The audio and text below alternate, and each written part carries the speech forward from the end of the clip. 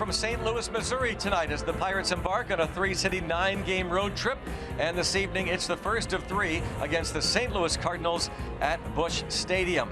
The Pirates swept the Redbirds at PNC Park to open the season. Greg Brown along with John Wehner and Robbie Inspikowski. So glad you could be with us, and we are really glad a guy has returned to the Pirates lineup. Just shy of maybe 8 months or so, Jung-Ho Kang makes his return. Yeah, it's so much enthusiasm from Jung-Ho Kang too. I mean, you could tell by the guys in the clubhouse, on the plane last night, everywhere. So happy to have this guy back. He was such a huge player last year for the Pirates, a guy just over from Korea and did amazing things. This guy has impact major league power. This guy can flat out hit. He can hit out of the ballpark.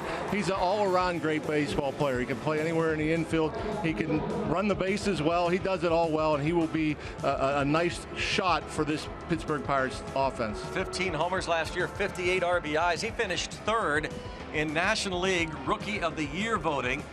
Pretty phenomenal stuff when you think about him coming directly from South Korea. Allegheny Health Network injury update. Well, we don't have to worry about him and the injury update anymore because he has made his return, but those numbers are pretty strong. Very strong for a guy that hasn't faced this caliber of pitching to be able to come to the States and do this. No minor leagues, nothing. And he kind of got off to a little bit of a slow start, but the 15 home runs, 58 RBIs, not playing full time, pretty impressive. Well, because Kang is in the starting lineup, that means David Freese for tonight is pushed to the bench. And John, we've talked about this a lot this season. It is a strong bench. It's gotten even stronger now with Freese on the bench. You cannot say enough of what these guys have done. Matt Joyce's 3 pinch hit home runs, the 12 RBI. Sean Rodriguez, 14 RBIs. Look at those numbers. Chris Stewart has added a homer. He does a great job backing up Cervelli. And then you add the veteran presence of David Freese, too. I mean, these guys have done a great job so far, and you expect them to be a huge help as the season goes forward. It's like 4 guys doing the work of 5 because the Pirates playing with an extra pitcher. We were just talking about Jung-Ho Kang finishing third in Rookie of the Year voting last season. Well, a guy who is an early candidate this year is the shortstop of the Cardinals, Aledmys Diaz. We'll talk about him next.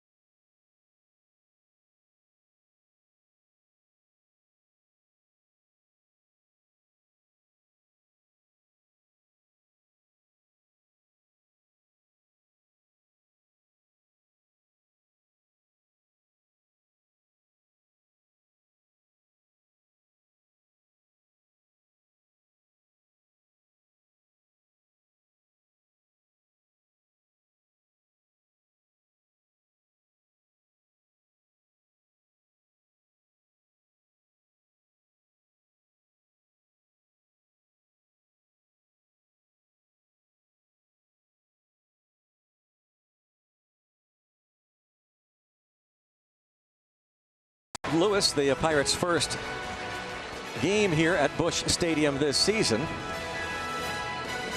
And the Redbirds getting ready for the first of this 3-game series.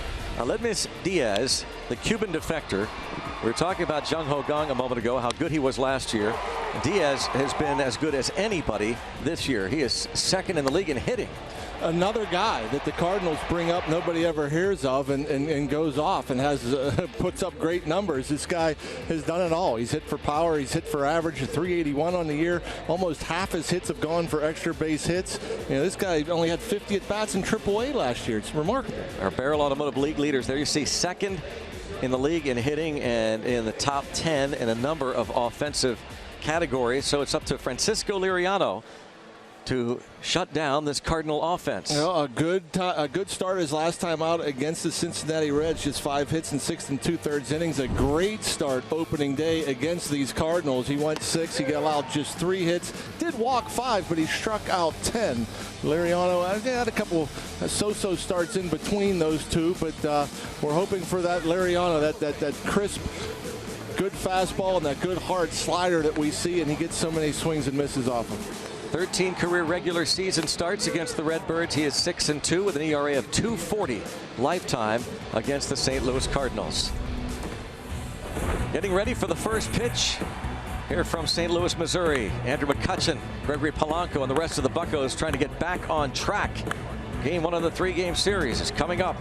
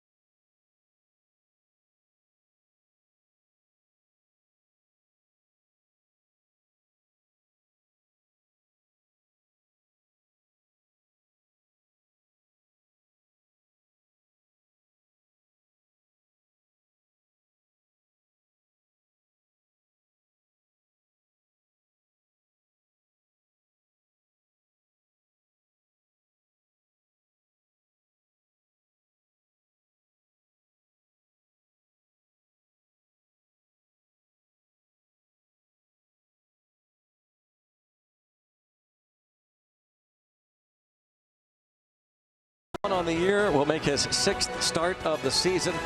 What we're hearing, he is unquestionably the best pitcher so far this season for the Cardinals. No, off to a good start, 4-1, a 2.60 ERA. Gave up a couple of homers, 4 earned runs his last time out against the Nationals. You see against the Pirates, he hasn't been great against the Buccos. 2-2, a 4.91 ERA last year. Pretty good at home, 9-5 with a 3.87 ERA for the hard thrower. Getting ready for baseball here in St. Louis. We're going to go back to Pittsburgh. Rob King and a game break. I couldn't do it.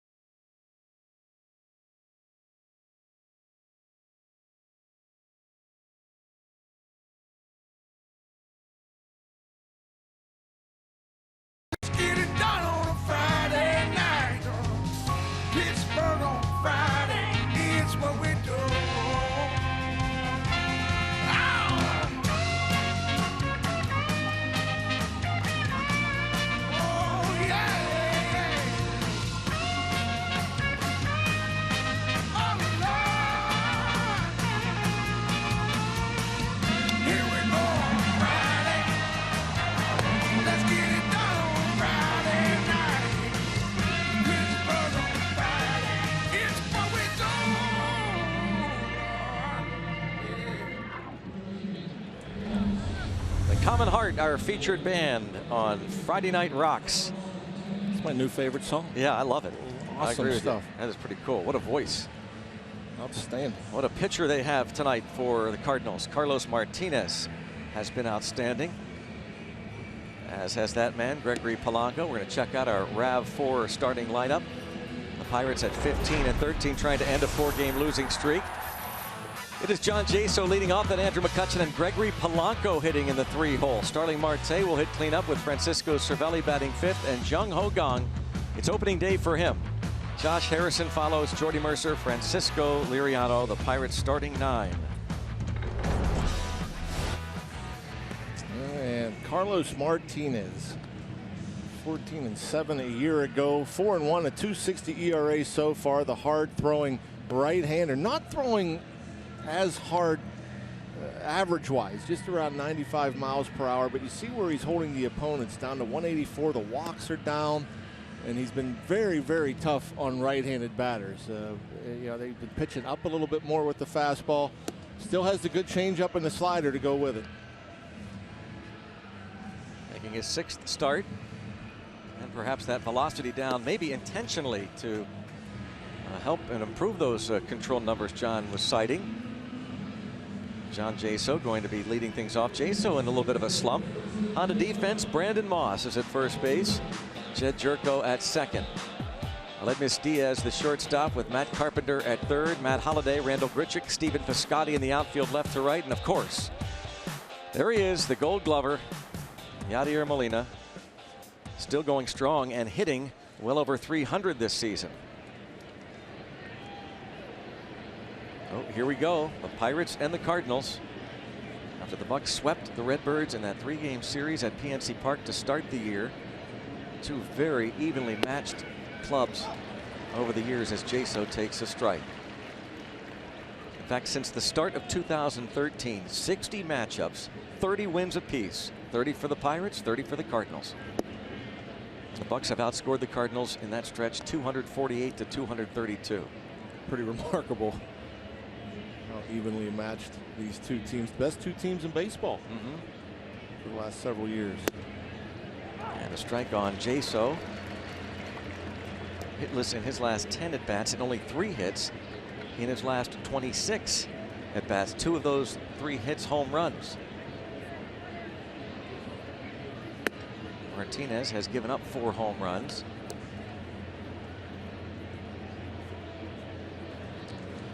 Normally you come here, you see Martinez on the mound. When he first started becoming a starter, you'd see lots of upper 90s. There, a changeup pulls the string on John Jaso. Good changeup, good location. You'll see the tail at the end. It runs away from John Jaso. It looked like he was just trying to foul it off. A little disgusted that he wasn't able to get a piece of it. And now Andrew McCutchen, whose average is now down to 229. 6 homers, a dozen ribbies, a .222 career hitter against Carlos Martinez.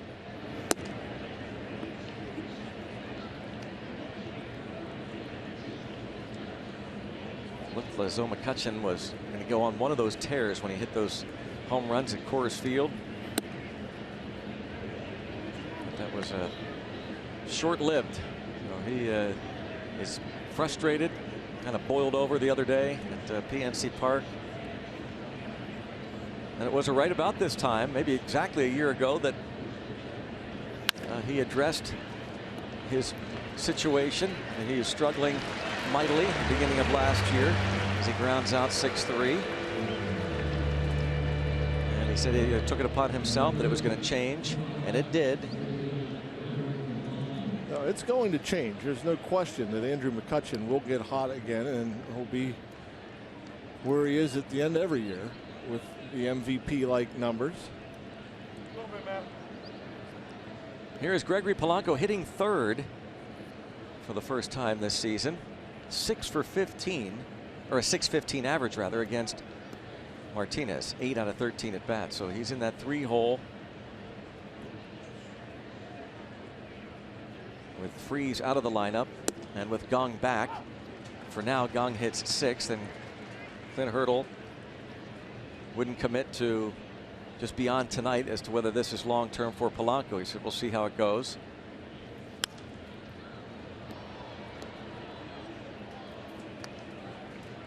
Certainly the way he's been swinging the bat, you know, Polanco can handle that position, as can that man. Jung-Ho Kang, I'm sure, has the butterflies, looking forward to getting that first at bat.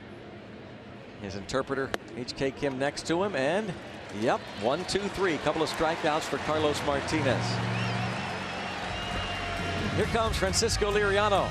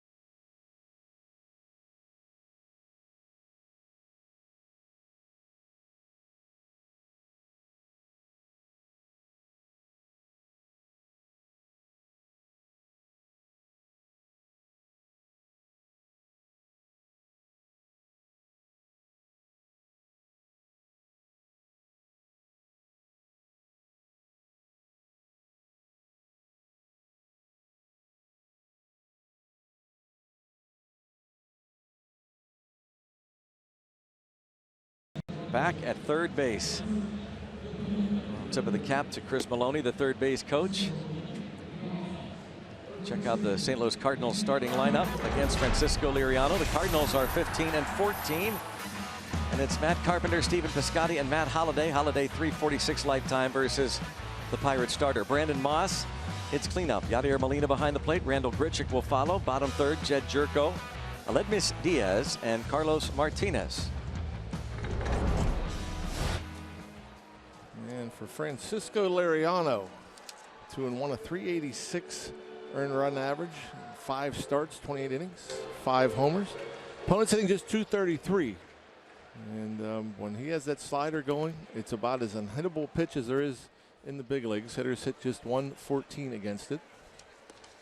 And important, John, for him to get those strikes over, is it not? Yes. The fastball. Because especially early in the count, yes. To get ahead and then get the guys, the opponents. That's when they'll chase. Swing, yes. Because there have been times, we've seen it over the years where, well, obviously that's not what he wanted, but where opponents just lay off.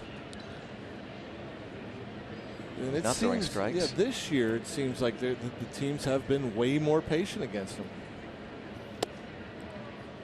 Falls behind Matt Carpenter, 2-1.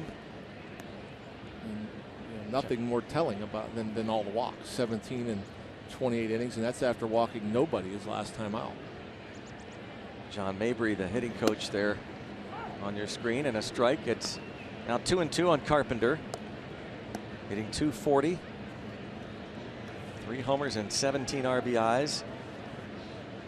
Always among the league leaders in doubles, and always a tough out against the Pirates for sure. Career numbers are solid for Carpenter against Pittsburgh, but as you see against Liriano, not so good.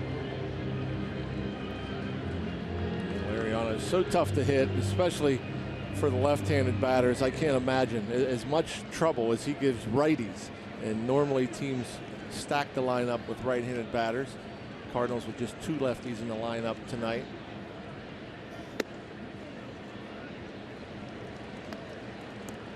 Carpenter lays off, 3-2. Carpenter has walked 19 times to lead the Cardinals hitters.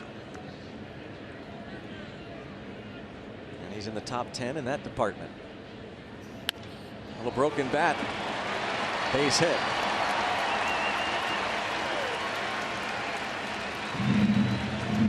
I looked at the career numbers. I thought he'd be well over 300 against Pittsburgh. He just always seems to be one of the toughest outs. He's only 257 lifetime against the Pirates. Always a tough out, and Liriano trying to double up inside with the fastball. Don't see that a whole lot, but Carpenter able to fight it off, muscle it out into right.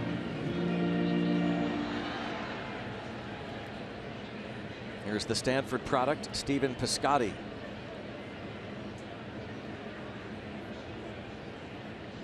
He's got a 4-game hitting streak. And takes ball 1. Redbirds just finished up a series against the Phillies here and took 3 of 4. And Piscotty hit .389 in the series.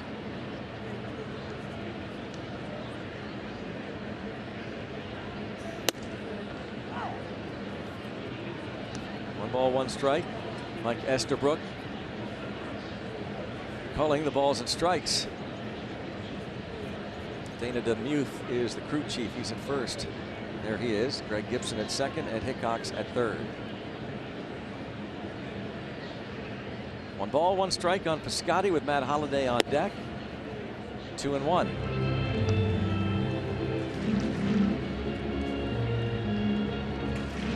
RBIs for Piscotty to go along with a .301 batting average.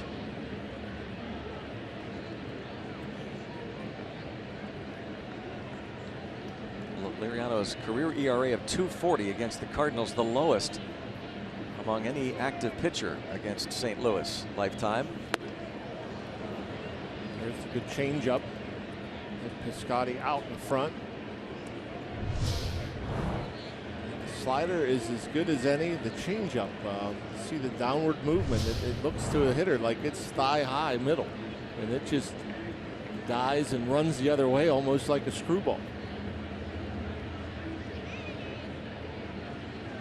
2-2.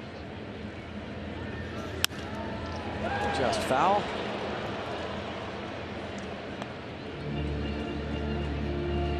Sounded like maybe he broke the bat. I guess not. Didn't sound real good. Got a nice souvenir. Liriano looking for that strikeout or perhaps a ground ball. He has been getting a good bit of ground balls this year. Just under 60%.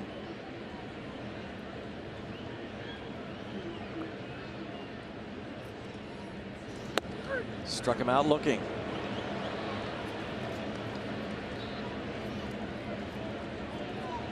One out will bring up Holliday. We're going to get to our Rivers Casino tips to win. Liriano about ready to face the left fielder. Not looking for a big night from Jung-Ho. Welcome back, Jung-Ho. Hopefully you'll just pick up where you left off a year ago. And for the righties, you're going to have to make it happen. The Pirates against Martinez, just a couple of lefties in the lineup, not including Francisco Liriano.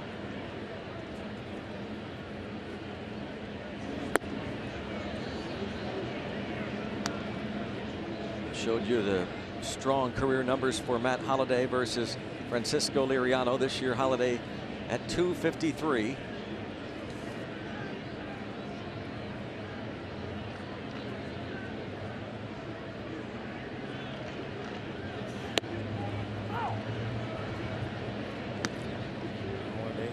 Look back on that pitch, borderline on that inside corner.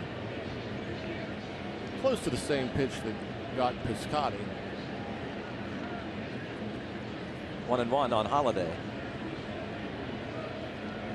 Yeah, that pitch borderline just off.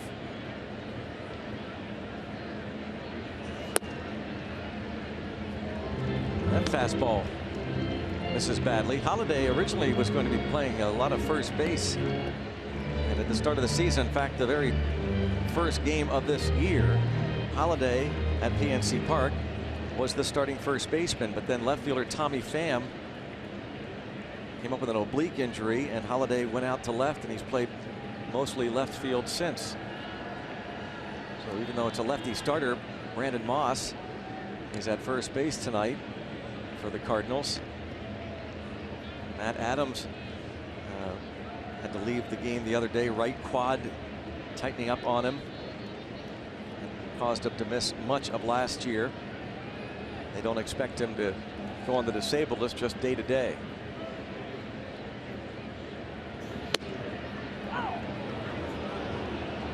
Two and two. Holiday not so sure as he talks to Mike Estabrook, but that looked like it did catch the corner. Backdoor slider from Liriano.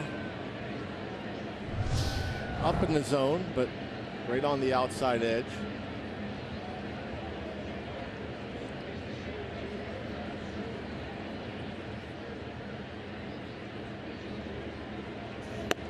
And he strikes him out looking.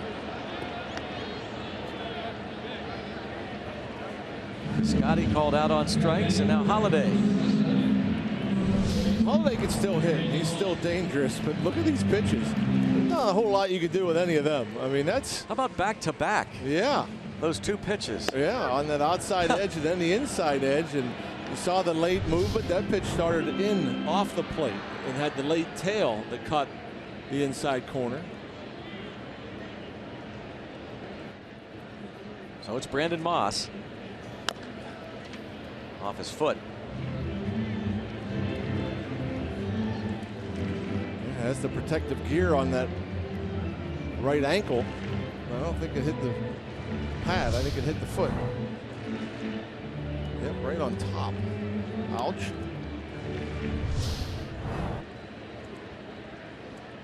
Moss the other day hit the longest home run ever here at Busch Stadium by a left-handed batter.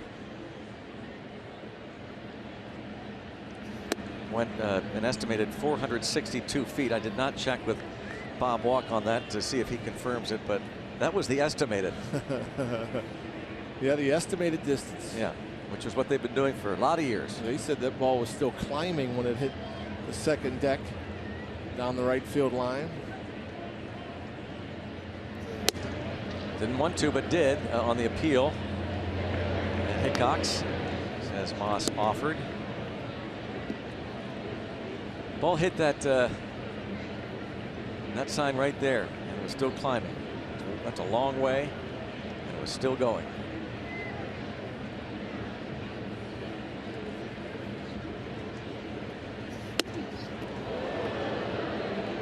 Bit tight to Brandon Moss. See if now a breaking ball isn't coming his way. Yeah, how about Liriano? He's establishing the fastball early. He's thrown a bunch of them.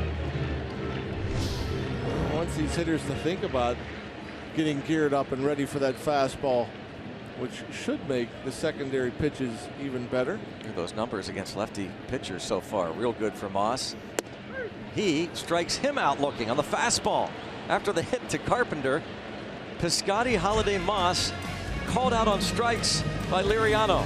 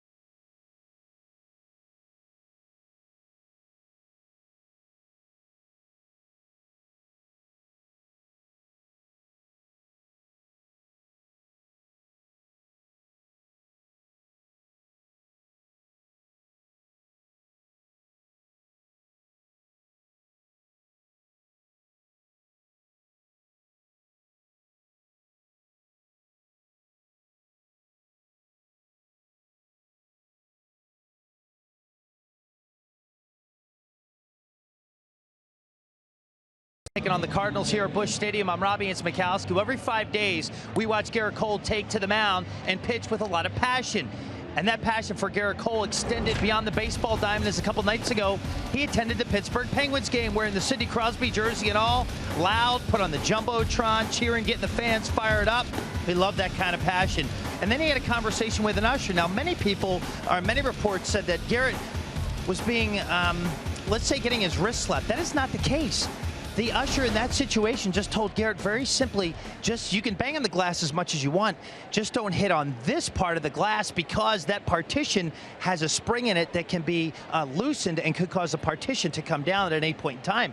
Gerrit said, hey, no problem. He was there along with teammate Ryan Vogelsong, and they had a blast watching the game, as evidenced by the video we saw a moment ago. But Greg, a great time had by Gerrit and Ryan watching the Penguins to an overtime victory and taking a 3-1 series lead over the Washington Capitals.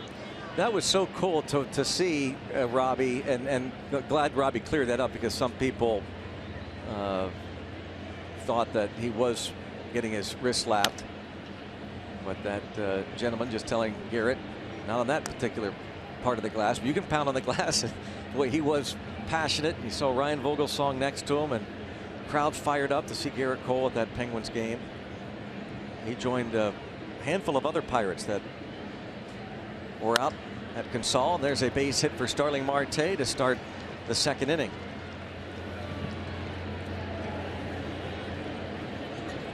Nicely done, Starling. Opposite field base hit for Marte. That can get the Pirates going, get on the board early against Carlos Martinez.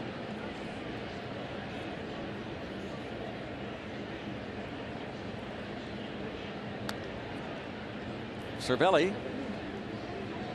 hitting .307. Still looking for his first homer. A dozen RBIs. Now Marte, though he does have 7 steals, there have been no attempts with Carlos Martinez on the hill this season. Last year, 5 of 7 attempted stolen bases. 5 were caught. Only 2 made it with that combination of Martinez and Molina.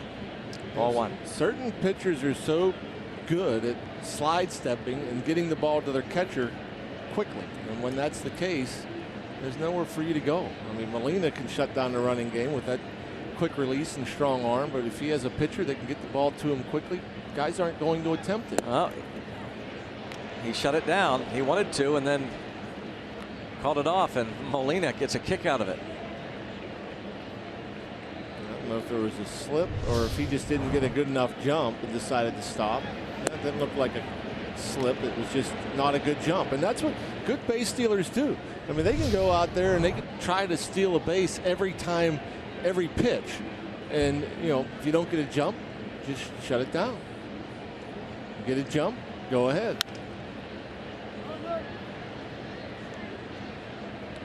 But when a guy's that quick to the plate, you don't have to really mess around with throwing over or pitching out or stepping off or holding the ball longer. Certain guys are just quick enough to where, hey, go if you want. My catcher will throw you out.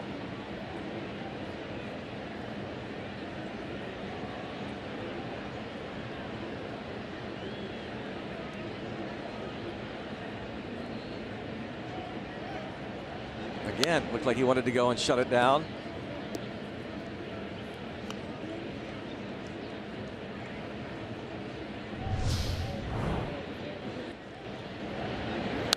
And you can tell pretty much first step whether or not you got good enough jump.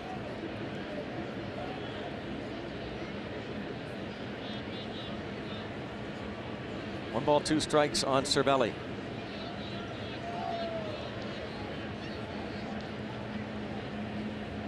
Oh, he guns it over there to Martinez. Dominican Republic native, 24 years old, 14-7 last year with a 3.01 ERA. 31 appearances, 29 of them starts.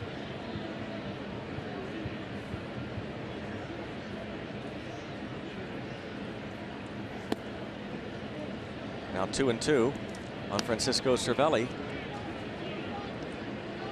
Martinez with 8 walks and 30 strikeouts so far this season. Amazing, he's still only 24 years old. Seems like he's been around a while. This is his 4th season here in St. Louis.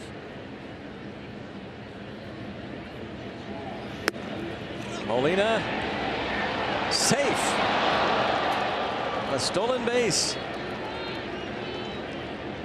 Ha! Yeah. They're having some fun there. Yadier Molina wanted to nab Marte. Marte wanted the steal. He got it. Some guys are just fast enough. And again, I wouldn't say that was his greatest jump, but that good speed and not the best throw from Molina. 8 steals. Matches Jonathan VR of the Milwaukee Brewers for the league lead. And yeah, gotcha. Well, they're holding things up here to see if there was a replay that would suggest that he wasn't safe. But I guess Molina could laugh. He doesn't get burned too often.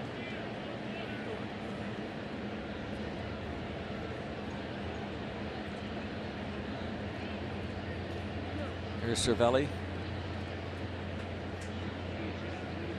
Yeah, that was a great moment there too, between 2 guys who talk about passion of Garrett Cole, 2 guys very passionate about the game, and Molina and Marte. A great battle there, and you know, Marte's show of emotion was genuine. Wasn't showing up anybody. There's another look, as you can see, got his back leg there, back of the leg. And here's Jung-Ho Kang after the walk to Cervelli.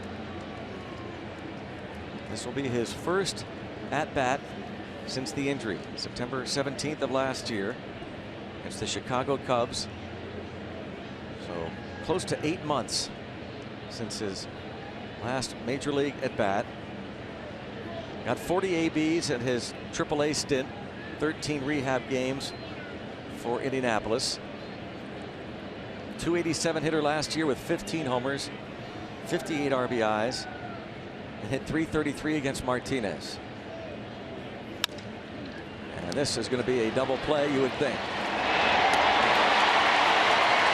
Carpenter, Jerko to Moss, and Jung-Ho Kang's first at bat of 2016 is an around the horn double play. And you know, he's up there ready to go, looking for an opportunity to drive in a run. He got a first pitch sinker, just got on top of it.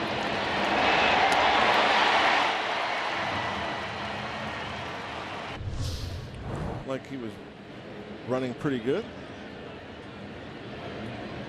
We've talked to Neil Huntington a lot about that injury, so people have to understand he might not be the same Jung-Ho Kang this year as we saw last year in certain areas.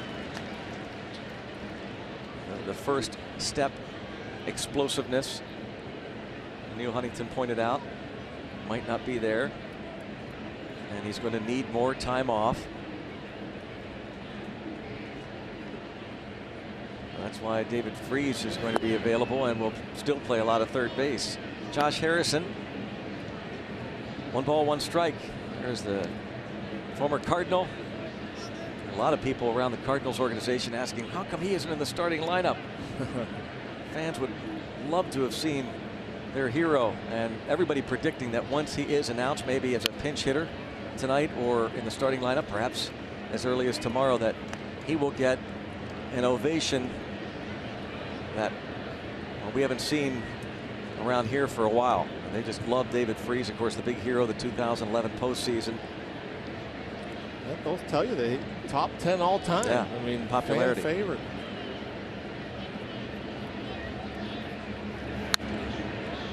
Still 1-2 on Harrison. And you see Martinez, so when he wants to, he can still reach back and throw that good fastball. That one at 98. That's the 4-seam fastball. You know, we've seen a lot of 93s and 94s. That's a 2-seamer. He's trying to keep it down in the zone. Work the edges.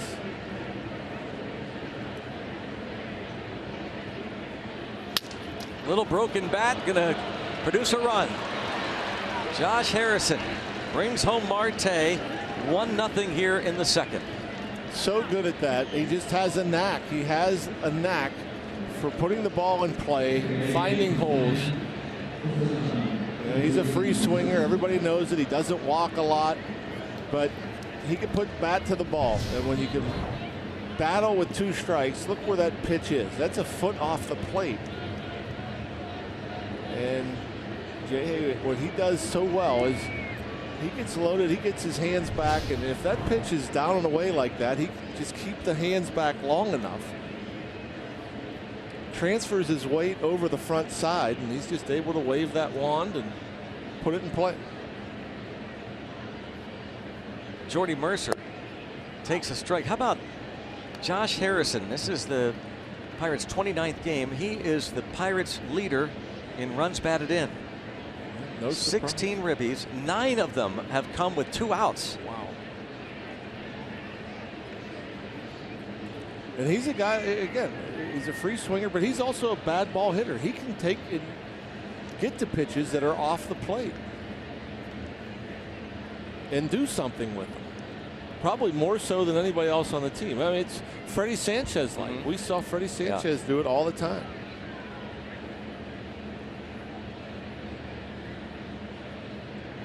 Freddie Sanchez won a batting title back in 2006 with a lot of that. 0-2 now on Jordy Mercer. He's hitting .313 as Martinez will throw 30th pitch of this start.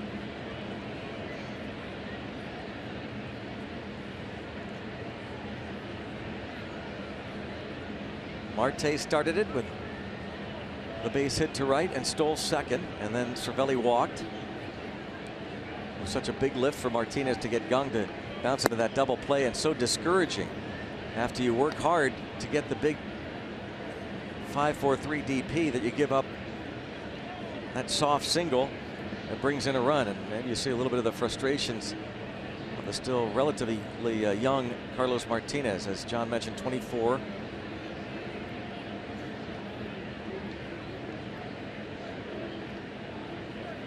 And the Pirates have done pretty good work against him.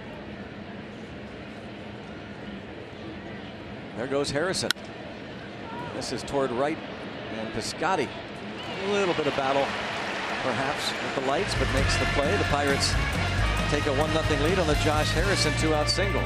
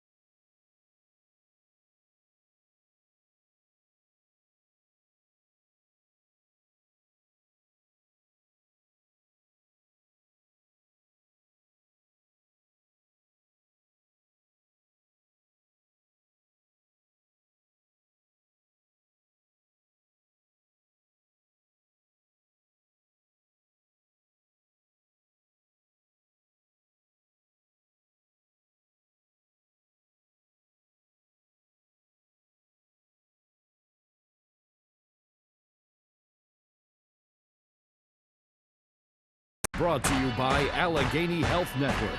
Health for all. By Bordas & Bordas, official legal partners of the Pittsburgh Pirates. Visit bordaslaw.com. And by Day Automotive. We're gonna make your day. Let's go Bucks! 1-0. Pirates lead it here in St. Louis. Going to the bottom of the second inning. Josh Harrison with his team leading 16th RBI.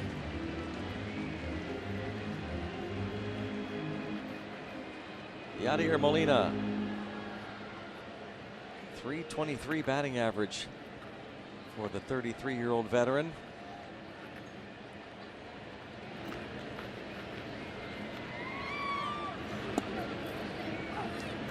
Strike one.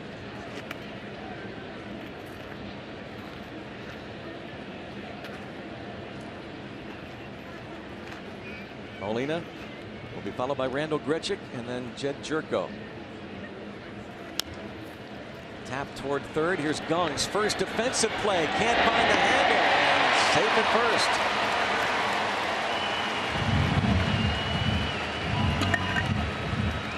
That's a tough one. That's a tough position to be in. The swinging bunt. And he has Yadier Molina, who doesn't run well, but he gets out of the box. And you're dealing with the base over there, trying to pick it, find the handle, throw it all in one motion. See, he almost like felt that bag, almost like he had to step over it. And just that little bit of a bobble was enough to give Molina an extra step or two. Infield single for Molina. One thing we heard about Kang, though, is maybe timing at the plate was off during his rehab. Talking to some of the players down there in Indianapolis, raved about his defense. He's solid. Good fundamentals, good feet, good strong throwing arm.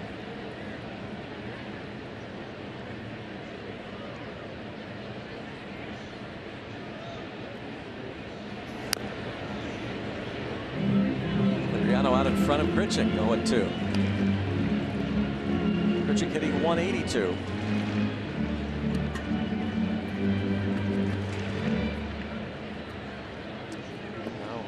Front 0-2. Grichuk likes the fastball. Liriano, good slider, good change. Might try to get him to chase. Looked like the changeup was the sign from Cervelli. Just got a piece of it. Bat just long enough, right off the end. It appeared. Pirates score first, 13-6. It's always been one of your favorite numbers, John. Yeah, for whatever reason, every team in baseball will have a winning record when scoring first. Broken bat. 1-2. Grichuk's struggles continue. Boy, that's a good job by Liriano, too. Not trying to rush it. So often you see this comebacker come to the pitcher, and then they're waiting for the fielder to get to the bag, and they end up trying to lead them, and then they throw the ball away. He waited till Harrison got there and threw a perfect strike on the second base side, which I think makes it even easier for Jay-Hay. For the first base side of second. Good work from the veteran lefty, Francisco Liriano. Now faces Jed Jerko.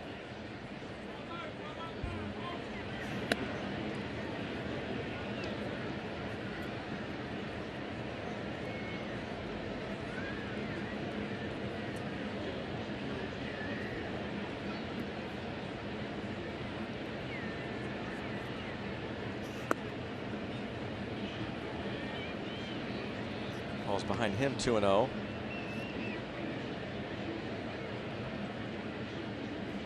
We've talked so much about Pirate pitchers and not going very deep in ball games. This is where you want to have that quick inning. Get back in the dugout. Maybe end up with an inning where you only throw a dozen pitches or so.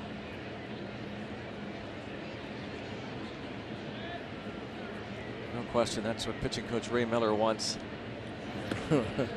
Ray Miller. Also known as Ray Searage. Well, you know, we were just talking about Ray Miller the other day having a birthday, and we were discussing the early '90s teams under that pitching coach, and I mean that's not so I crazy. say that all the time. I say Ray Miller. That was Ray Searage. You know who he is.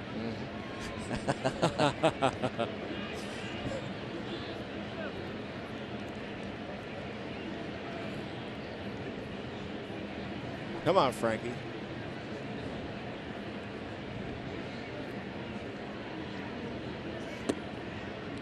And he loses them.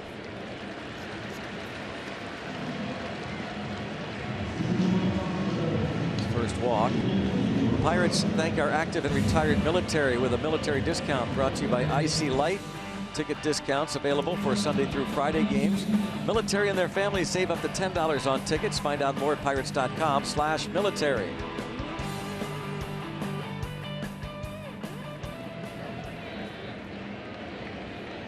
The big surprises this season. Aledmys Diaz, 381. And a weakly hit ground ball, base hit. Early on, this guy liked to go up there and rip the fastball, and liked the fastball on the inner half. And the team started pitching him away, and so he started doing this, started hitting the ball the other way. Had that big, huge hole on the right side. Got a fastball out over the plate.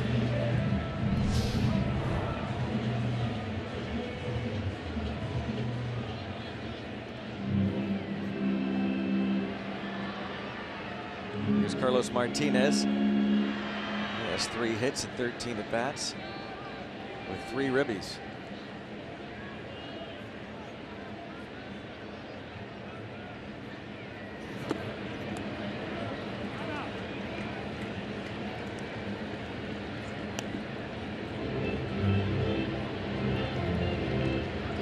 First and second, 2 outs. Martinez takes a long walk.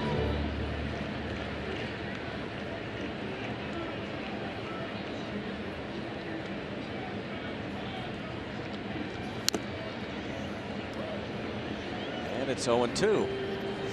Not looking very comfortable after each swing. He hurt himself. Slider down to a knee, toppling over.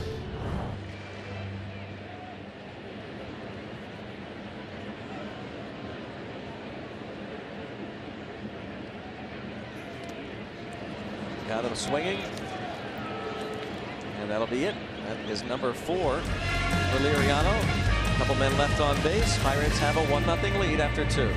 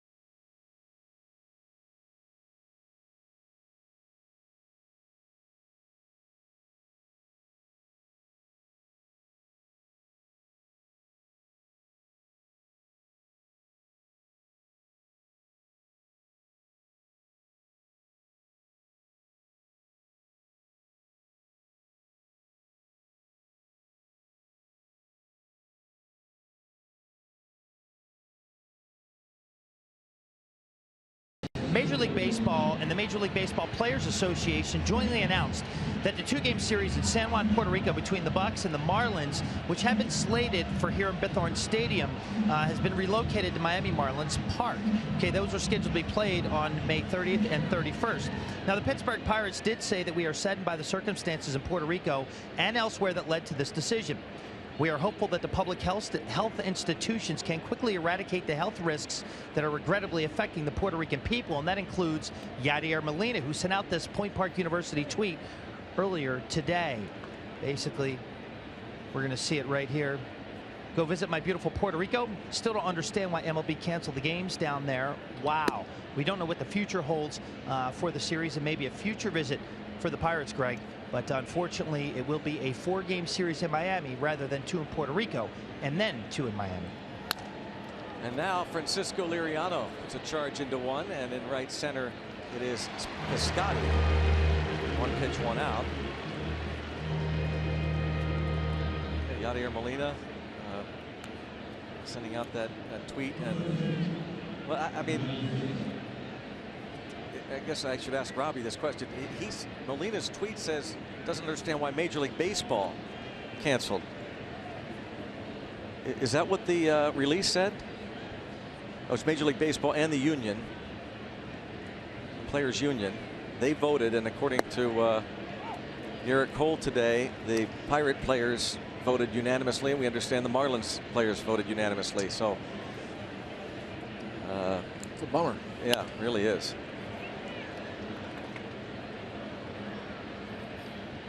Oh, 0-2 the count.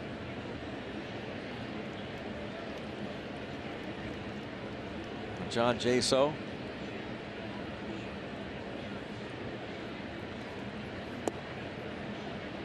Jaso struck out to start this ball game.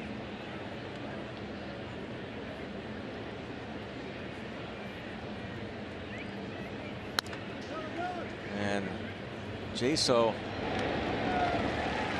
now 0 for his last 12 as he grounds out to Moss. A couple of quick outs for Carlos Martinez to begin the 3rd.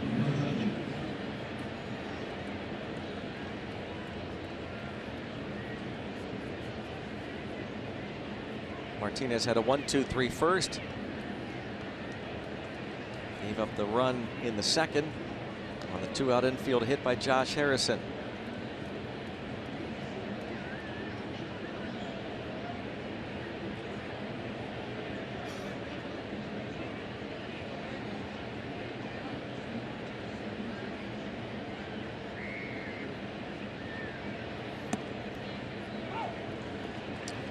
Two-seam fastball coming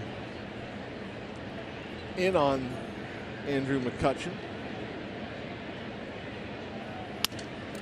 And a ground ball to 3rd. Pirates go down in order. 1-0 after 2.5 in St. Louis, Missouri.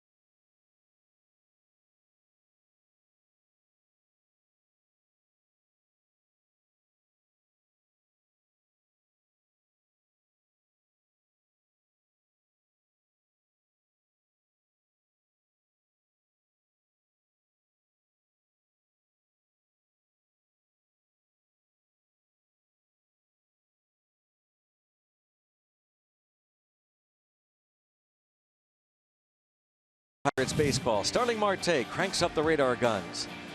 We relive our favorite outtakes from Pirates spring training and much more inside Pirates baseball, presented by Allegheny Health Network tonight after postgame on Root Sports. And here in St. Louis, the Pirates lead the Cardinals 1-0. Begin this road trip that will take them to Cincinnati next week, and then next weekend, Wrigley Field in Chicago. Cubs, they won again today. Man, roughed up Scherzer. Jeez. They really are on some kind of early season tear. 22-6. They got guys in that lineup all the way down that can hit the ball at the ballpark. Zobrist with 2 more today. My gosh. Former Cardinal John Lackey got the win. He's 4-1. Despite a 4.02 ERA, getting a lot of run support. Scherzer's ERA is now 4.60.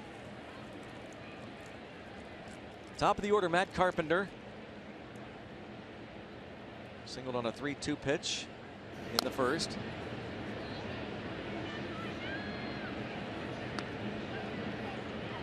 '13th round pick in 2009 out of TCU. I'm sorry, it's going to be one of those nights, as you can tell. I'm sure there's a TSU.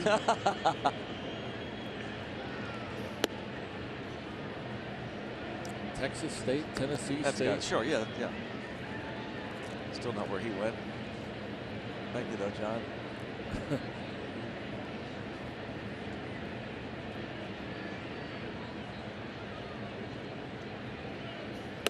Struck him out. 5 already for Liriano. His slider's good even when he hangs it. He gets swings and misses. You see where Cervelli's set up. Look where it ends up. I mean, guys just can't hit it. I mentioned earlier, I mean, the slider coming in today. 114 the league hits his slider. Talking about it right now. Here's Piscotty.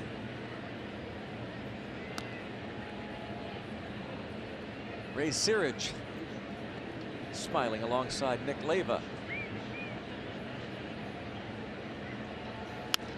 Heads up. Yeah. They had their heads up there.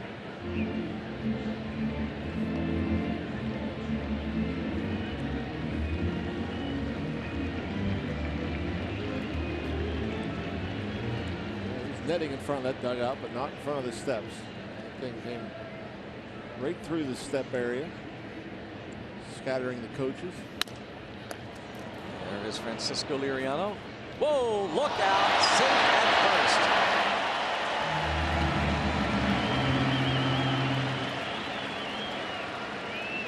first. Just complimented him about his second inning throw to Josh Harrison on a double play. Yep, and one of the things, took his time waiting for John Jaso to get there and then just yanked it a little bit.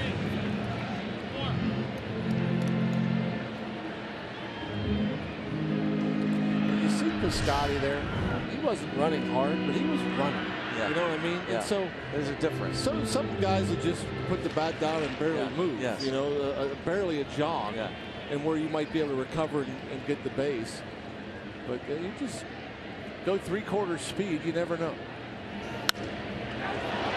Pretty well to right, but room for Polanco.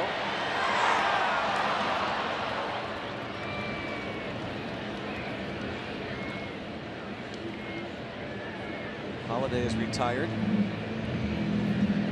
So, you know, as you said, John, if he's just jogging, Jaso maybe has no concern whatsoever. Right.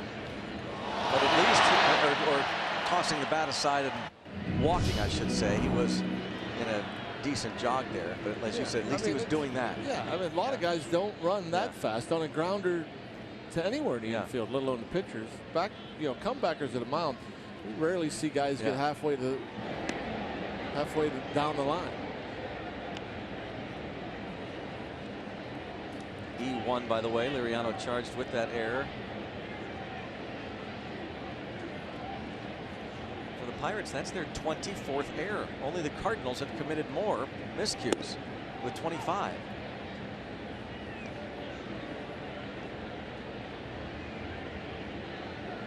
That's a surprise. Pirates have always prided itself on pitching and defense.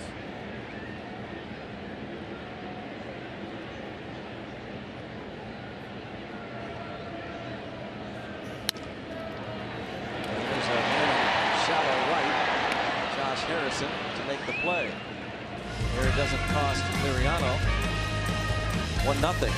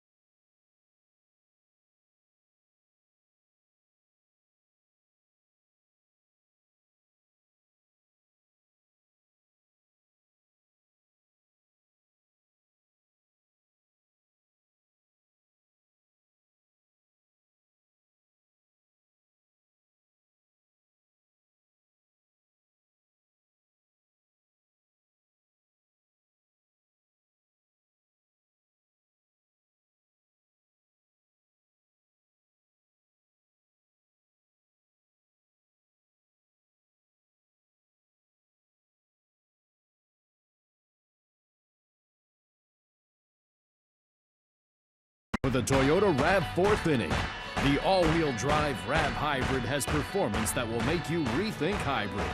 Let's go Bucks! It is a 1-0 Pirates lead. On to the 4th. And Gregory Polanco, who struck out against Carlos Martinez, will lead things off. Martinez had a 1-2-3 first, a 1-2-3 third. The Pirates scoring their run in the second. Showed you the career numbers at the beginning of the telecast for Martinez against the Pirates. 2-3, a 4.71 ERA. Little bug flying around. See him? Saw that.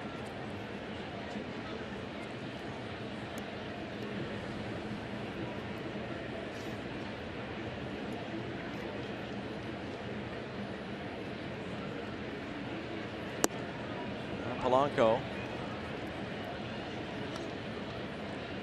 now with just 5 hits in his last 26 at bats and under 200 average over the last week plus.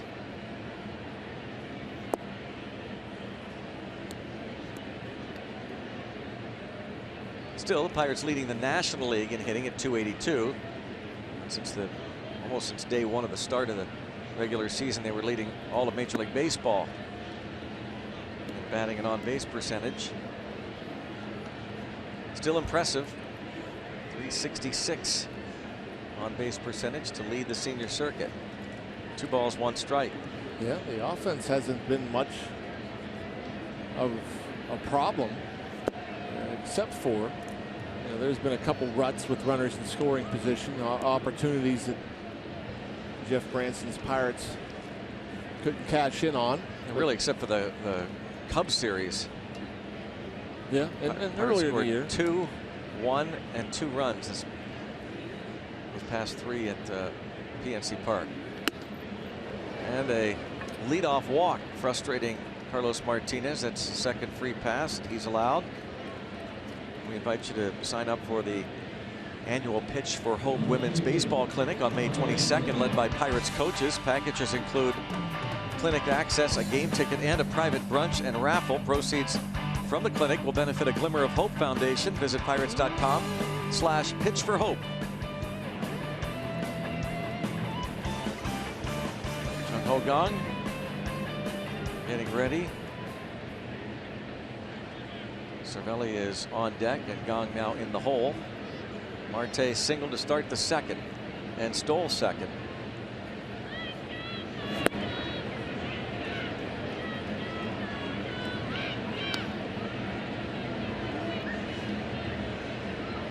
Oh, there is Whitey Herzog, former longtime manager of the Cardinals and Royals. And their Hall of Fame, Whitey.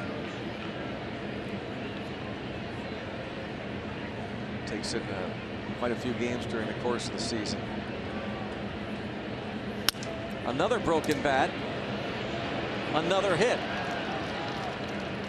How about that? Yeah. You take it. And again, you look at Marte now with that base hit, that his average is up into the 320s.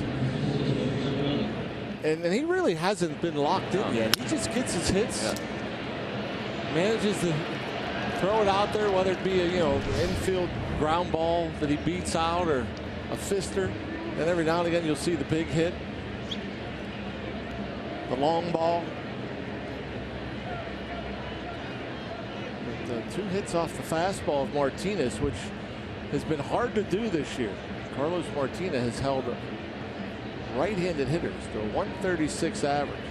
Whoa, look out. I think a 150 on base percentage. Yeah, and on the fastball, opposing right-handed hitters have hit 074 against his fastball coming into tonight's game. Jeez. It's remarkable. And again, that goes to show you it's not how hard you throw it. Yeah. I mean, he's geared He's down. backed up. Yeah.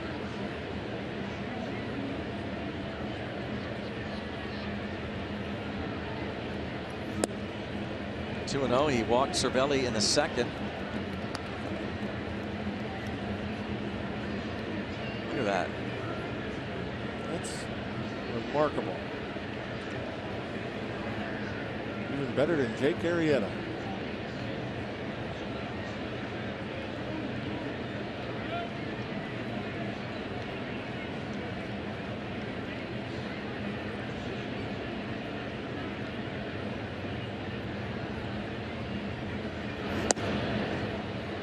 Now it is 3-0.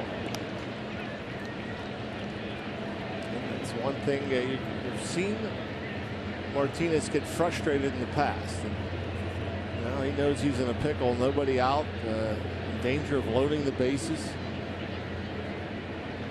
One-run game with Jung-Ho Kang lurking. Oh my. A 4-pitch walk to Cervelli to load them up. Second walk of the inning, 3rd in the game. It's the second time he's allowed the free pass to the Pirates catcher. Derek Lilliquist will make his first trip to the mound, the pitching coach of the Redbirds.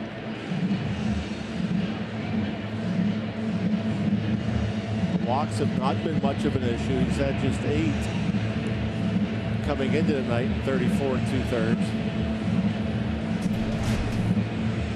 Jung-Ho Kang, Point Park University tweets.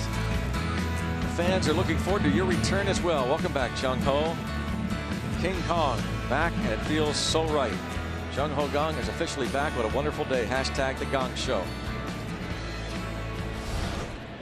And whether or not Clint Hurdle trying to ease Jung-Ho back into the lineup. Yeah, try putting him in a hide him a little spot. bit. Here we go. First and second, no out. His first at bat. Now the base is loaded. Nobody out here in the 4th.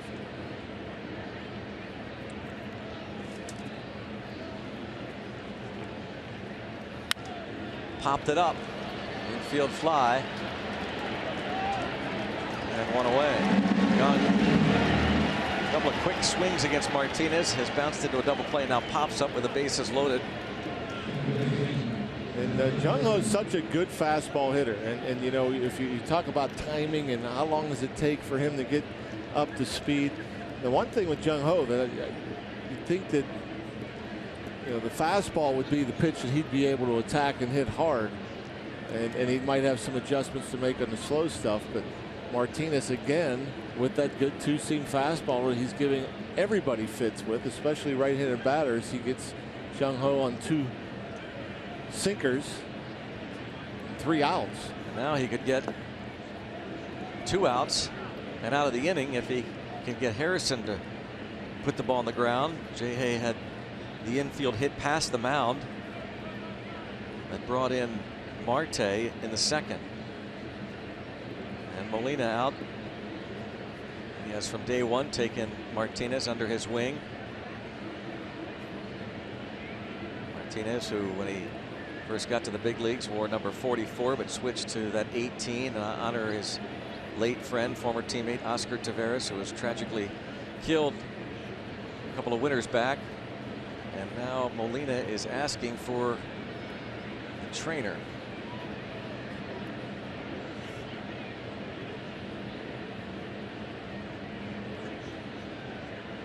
John, we go back to that at bat where he looked so uncomfortable. I wonder if, I shouldn't read anything into it, I guess, but he sure looked like he was in some pain during that at bat. Yeah, he looked awkward, that's for sure, but this is the second inning of work since then.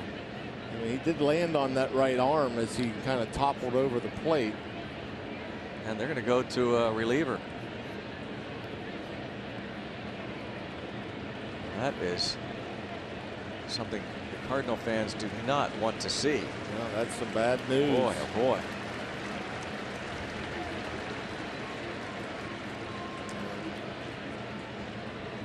Who knows if it's the arm? I'm sure the Cardinal fans here are hoping that it's something unrelated to that big right arm. It took Yadier Molina. Martinez wasn't saying anything, of course, but Molina noticed something, came out, talked to him, and finally motioned to Matheny and a Redbirds trainer. So now a reliever will be coming on. He'll get as much time as he needs to warm up. That is Tyler Lyons, the lefty, and will be coming back.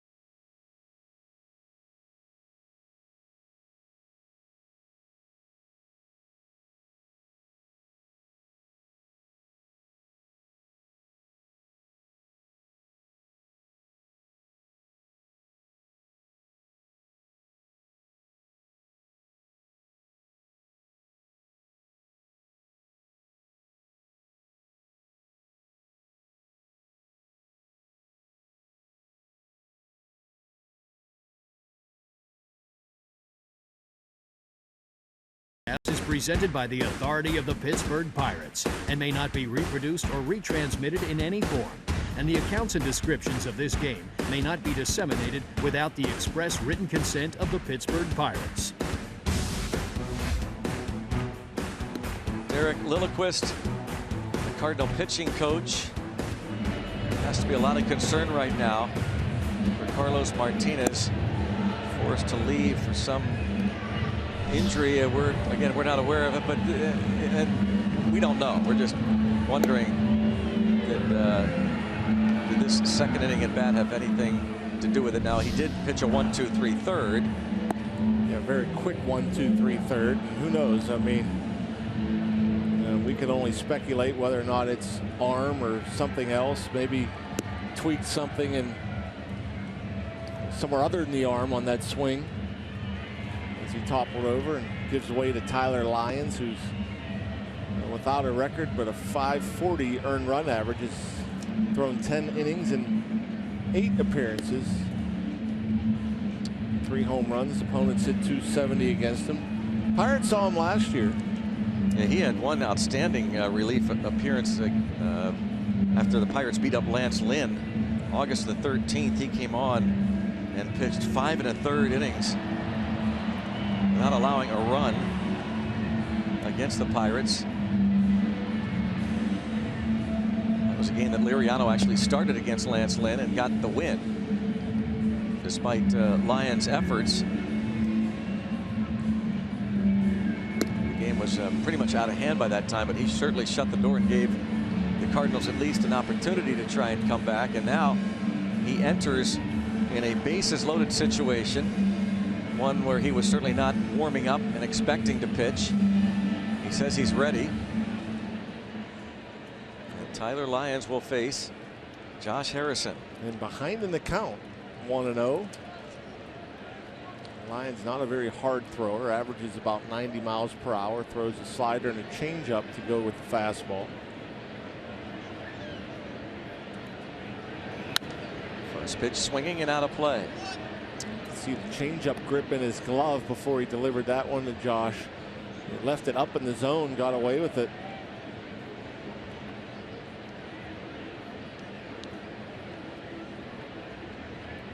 Tyler Lyons from Lubbock, Texas, a 9th round pick by these Cardinals 6 years ago.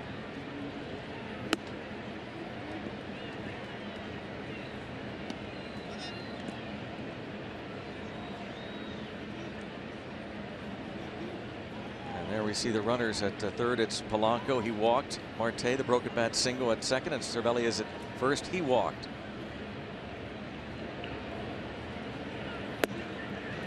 Two and two. Lyons last worked 5 days ago against the Washington Nationals. Got away with another hanging off-speed pitch. This time a slider up in the zone.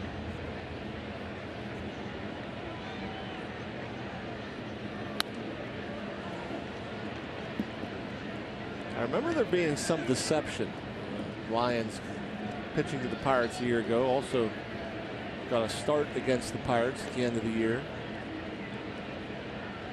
And you can see that there's some late swings on even the secondary pitches. Harrison hits .353 against him. Fouled it off. Like it came up and hit Josh in the hand. That changeup, more movement, better located.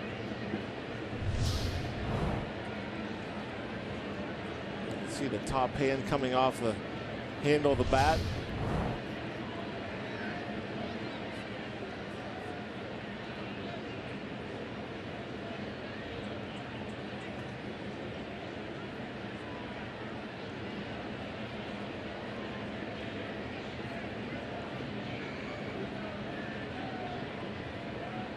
Another 2-2 pitch. The Lions strikes out Josh Harrison.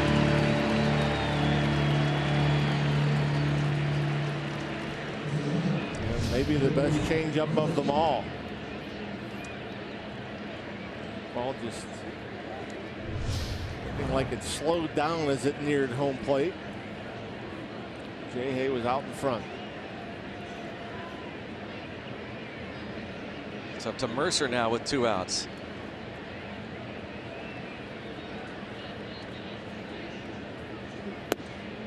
Strike one. Mercer lined out to right fielder Stephen Piscotty to end the second.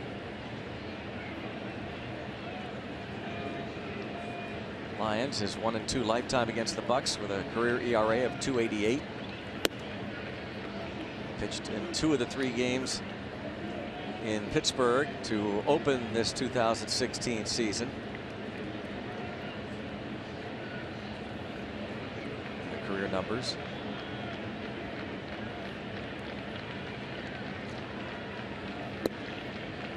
One ball, 2 strikes.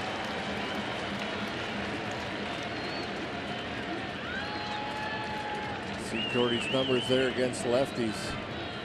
Good fastball hitter, and he likes facing lefties and hasn't seen anything but off-speed stuff first 3 pitches. Whoa, he went. Tyler Lyons comes on. Back-to-back Ks. Pirates leave them loaded.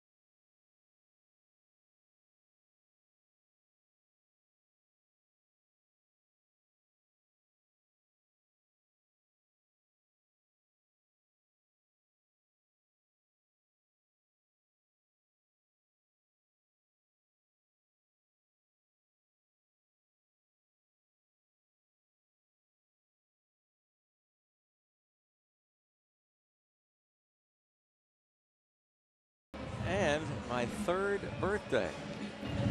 There's something on the other side of that? It's my first game. Nice. Happy birthday. Yeah. Our day automotive this day in baseball history. This day 2000. Bucks a 4-run 9th. Down 4, and they beat the Cubs 11-9. Will Cordero RBI triple tied the game. Then Pat Mears followed with an RBI double. Mike Benjamin singled him home. How about those names? Luis Sojo homered, as did Brian Giles. Luis Sojo, Mike Benjamin, Pat Mears, Will Cordero. Back in the last year of Three River Stadium days.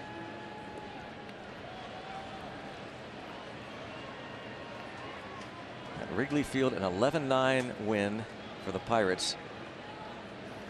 And a bouncer stabbed by Liriano. Let's see how he does with a throw this time. Yes, right there. Molina is retired. Fortunately, the 3 comebackers to Liriano all came to the third base side, right where he falls off.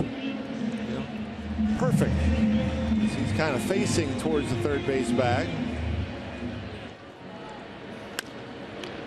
Frustrated.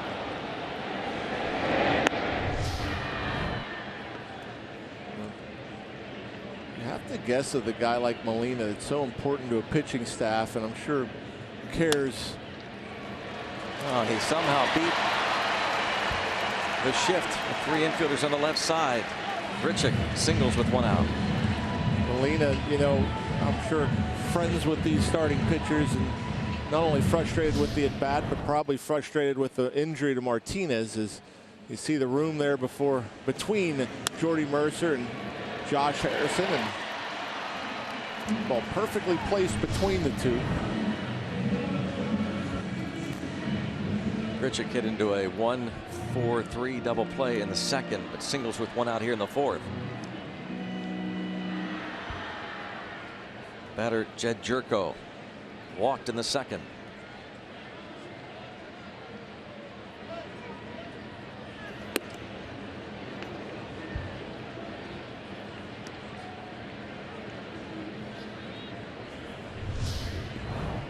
Cervelli has to quickly go up and get it.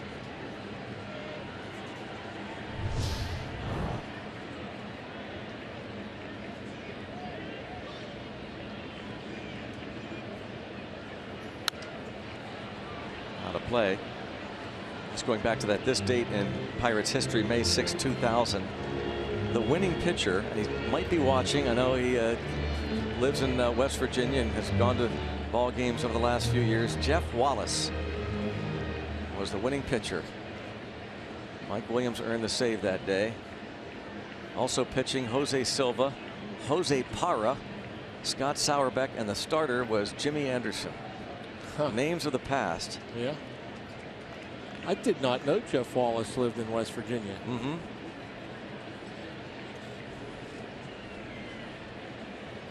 16 years ago.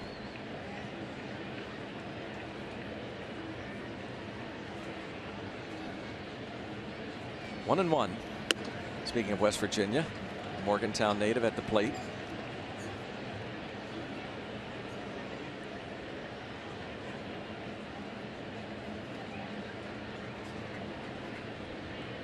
Cardinals picked up Jerko over the offseason. And as the year started, he was playing shortstop at the very beginning, because not only did they lose their starter Johnny Peralta to injury, but they traded for Ruben Tejada and he got hurt. And that really opened the door for the man on deck, Aledmys Diaz. That's why you never know about a baseball season. Just things you cannot possibly predict. Cannot predict it. I'm sure the folks here in St. Louis couldn't have predicted what Diaz has been able to do to this point. 2-2 count. And Francisco Liriano with number 6. 6 Ks through 3 2/3 innings. Good portion of fastballs. He's established it early. He continues to throw it. Climbs the ladder here. Right at the letters at 92.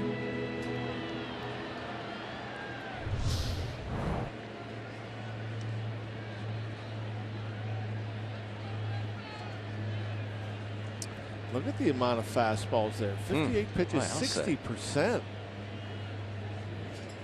28% the breaking ball, the slider.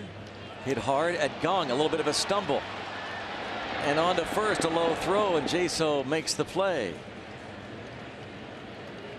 A 1-out single by Grichuk. He is left stranded. Pirates have a 1-0 lead.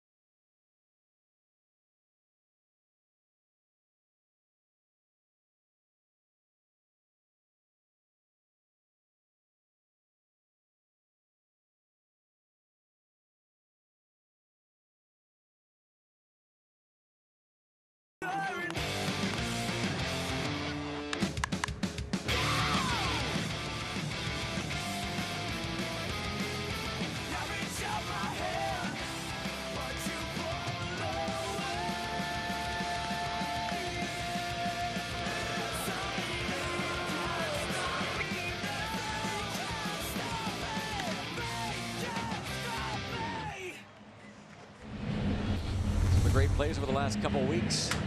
Pirates lead 1-0 over the Cardinals.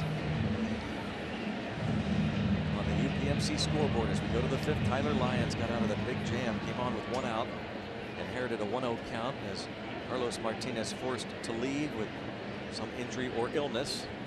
It could be that simple. Maybe he's not feeling well.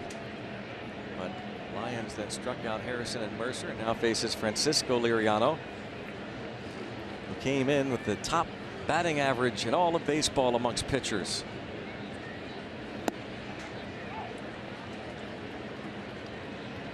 Drove ball pretty deep to right center, first time up. They're actually playing him with a little more respect in the outfield. Lyons not messing around. Throws him a breaking ball to get ahead. Not looking good here. 0-2.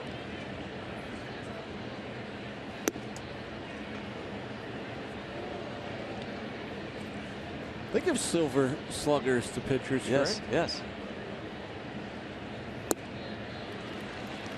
3 straight strikeouts for Tyler Lyons. Well, raise your spirits as the Pirates try to raise the Jolly Roger on a Spirit Night at PNC Park.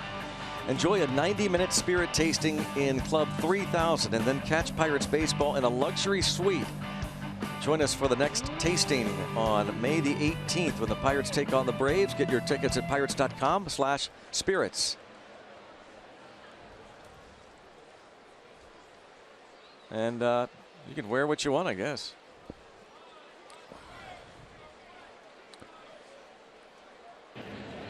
That's interesting. Yeah.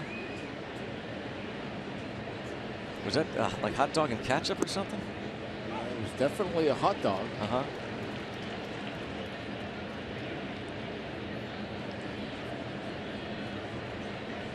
Hot dog already has the mustard on it. Oh, there we are.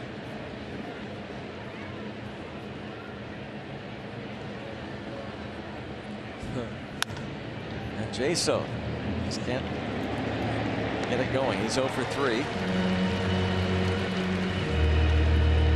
Should I go ahead with the line the truck just used? What was that? I relish the opportunity to talk more about the hot dog and condiments. Yeah, well, you've done it. You used it. It was a good one. There's a little bit of an argument in the trailer amongst the Gypsies. Some are saying that they had nothing to do with it. They're blaming Adam Elmore, our producer. But there was all kinds of chuckling. How about the guys behind the plate at Yankee Stadium that get dressed up? I think it's a different group. Yeah, I think that's awesome.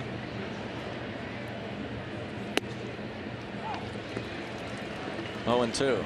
Now, did they do that every night, or was that just? It's a guy that has the tickets. I guess people are complaining about the types of folks. I think it was. I thought initially it was John Oliver who gave away those tickets to try and kind of make fun of the fact that they were empty and kind of corporate, big time corporate. There's a broken back ground out, and it is 1-0.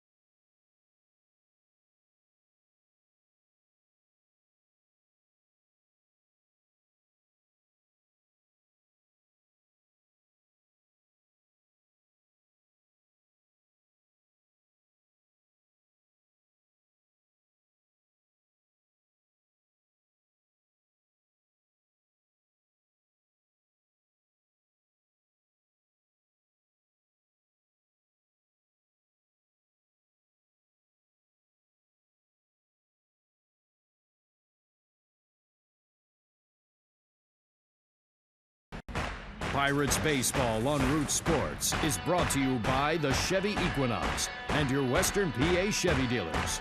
And by Barrel. With express service, you're in and out in no time. Visit barrelservice.com to find a location near you. Let's go Bucks! Well, first pitch now to pitcher Tyler Lyons. His first at bat of this ball game came on to relieve Carlos Martinez.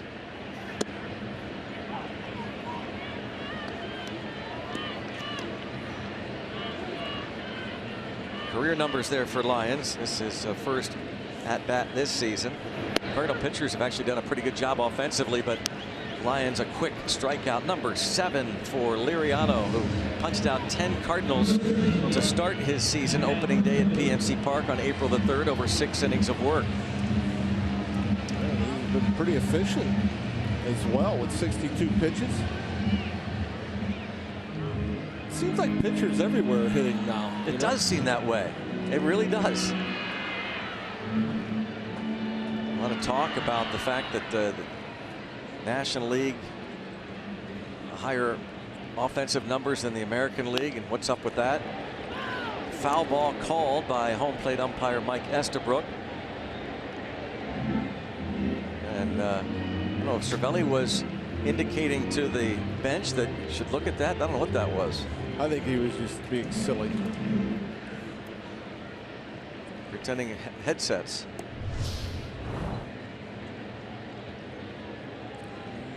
Yeah, that's a good foul. Always animated. Matt Carpenter takes 1-1. Well,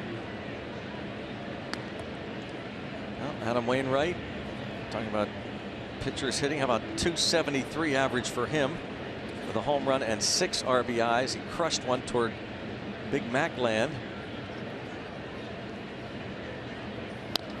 How about he has a double, triple, and a home? Yeah. Not many pitchers get to erase all the zeros. He's hit for the cycle. No wonder he was defending the National League after he got hurt last year. After batting. We do not want the DH in the National League, Wainwright pleaded. Better baseball. And still 1-2. Adam Wainwright hoping to get right. Such a big part of this club. An ERA of 6.68 through 6 starts.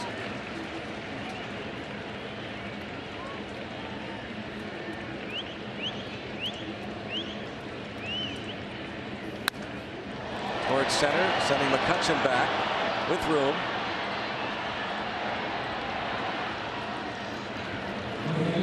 Two outs as Carpenter flies to the edge of the warning track. We're going to check out our Nissan Road Ahead. And Adam Wainwright will pitch tomorrow afternoon against Jeff Locke. 1:30 airtime. And Sunday also 1:30. It is Michael Wacha against Garrett Cole. The concluding game of this 3-game series. They're fired up here in St. Louis. The Blues are in the playoffs, the NHL playoffs with Dallas. Series even at 2 games apiece. And a quick 1-2-3 5th inning. 9 pitches for Liriano that frame.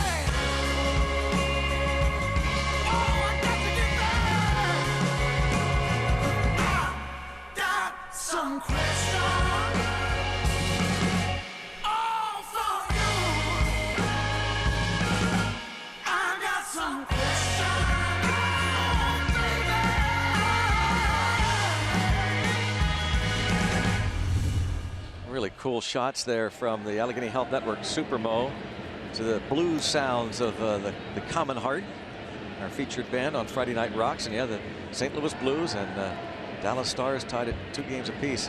I mentioned that because there's a line drive fair. It'll kick off the short fence, and Polanco is going to be held to a single. Nice job by Piscotty. Gets the ball in quickly. And Polanco rips a single to right. Oh, yeah, that is a great job by Piscotty. He takes the chance that that's going to hit that little wall out there with his angle. If it doesn't hit that wall and goes in the corner, it's probably a triple for Polanco, but Piscotty obviously knows the field. You'll see right here, if it stays down into the corner, maybe 3. It does a good job of holding Polanco to 1. Did you see the catch he made yesterday by chance? I did. Wow. We were on the plane, right? Man, yes. Yeah, that was outstanding. He went a long way. Yeah, he did. Diving head first into the gravel or warning track area.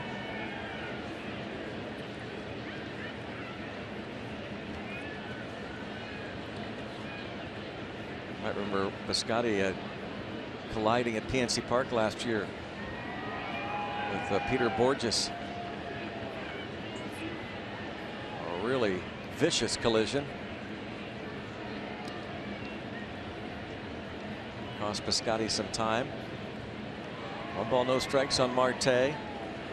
So the Blues playing tomorrow afternoon at the same time these Cardinals are hosting the Pirates. So a lot of attention, much like in Pittsburgh, where tomorrow night the Pens look to wrap it up against the Caps.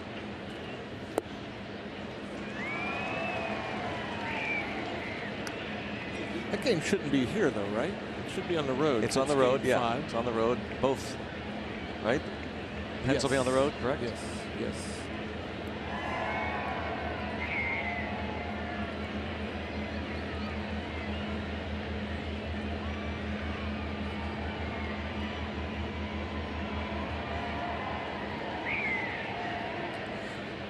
Is it true that you're hosting the Pens party tomorrow night? No. You're not hosting the Pens party? No. Who is? Bad information. I don't know. I was coming to your Who place. told you that? What, come to my place with the hotel? Yeah.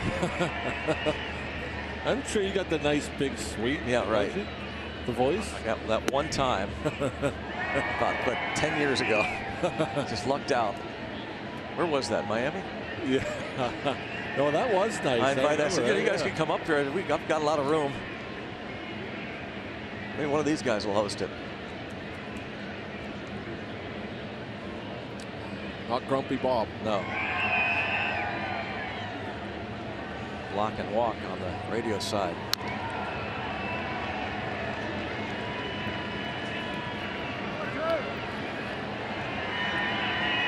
You guys came up. I had no idea that I actually had the rooftop available. Yeah, you had the rooftop. Yeah. Boy, that was nice.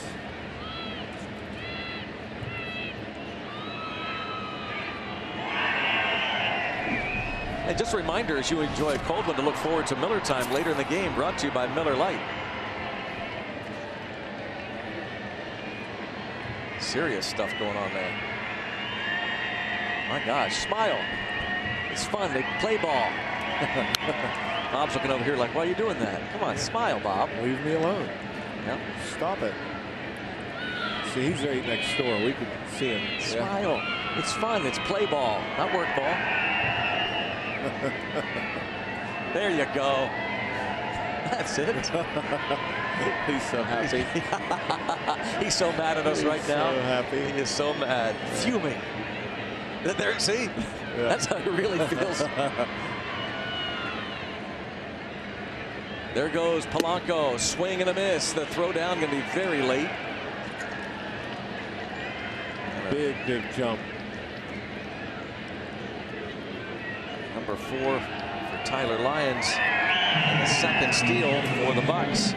Polanco's 3rd of the season. And no smiles from Molina this time, as he knew his pitcher didn't give him much of a chance to throw out Gregory Polanco. See Gregory staying on the bag, going in hard.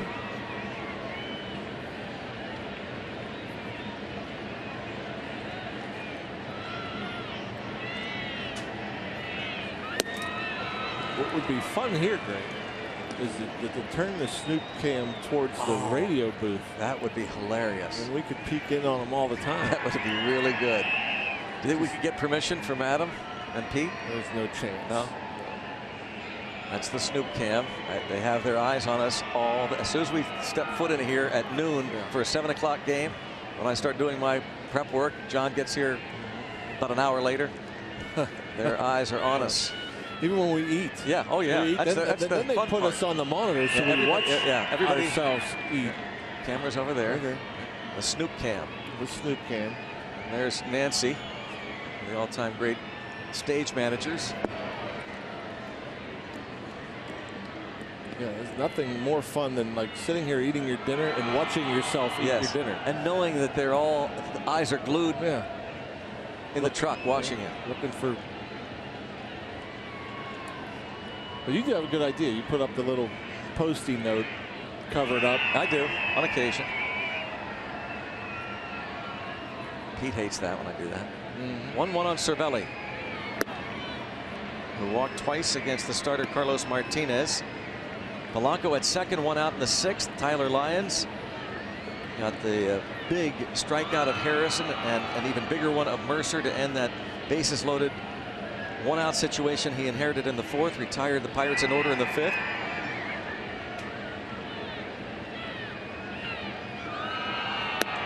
He really has done good work over the years against the Bucks. Tyler Lyons, he's made 4 starts against Pittsburgh. Like last year, September 30th, 7 innings, 4 hits, no runs.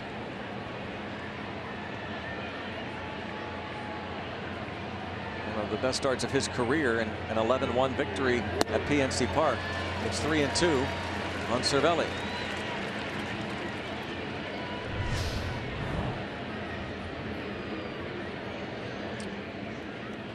See Cervelli swing through too many pitches over the heart of the plate.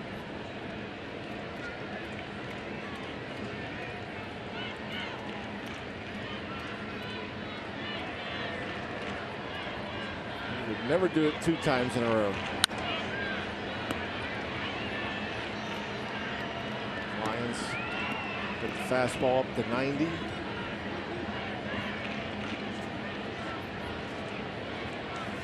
.307 average currently for Cervelli. He's hit safely in 7 of his last 9 ball games against the Cardinals. He and Yadier Molina, going back to the start of last year, the top 2 catchers in terms of games started at that position in the National League. Struck him out looking, and you can see Cervelli's surprise.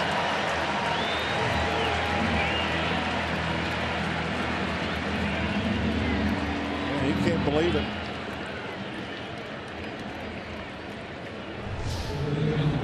Like Estabrook, it's a slider, a backdoor slider. Boy, very, very top of the zone. Rare you see a pitch up around there being called a strike.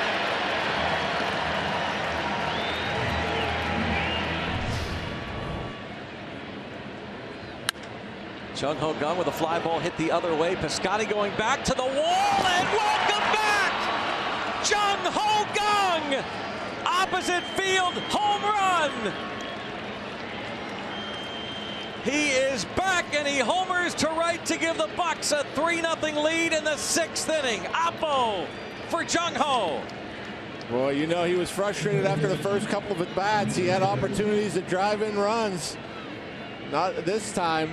They weren't going to get him out this time. He gets a fastball, I believe, out over the plate and shows that great power. Boy, you know they love having him back.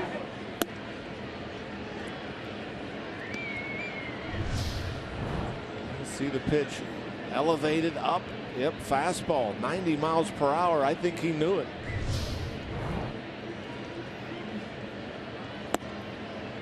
My gosh. Great stuff. What a return, huh? Yeah, that's awesome.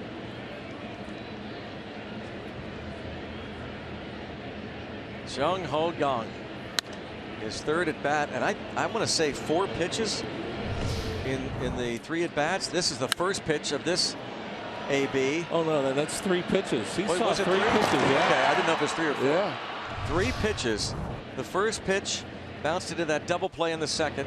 The second pitch, the infield pop-up with the bases loaded. And the third pitch is the home run.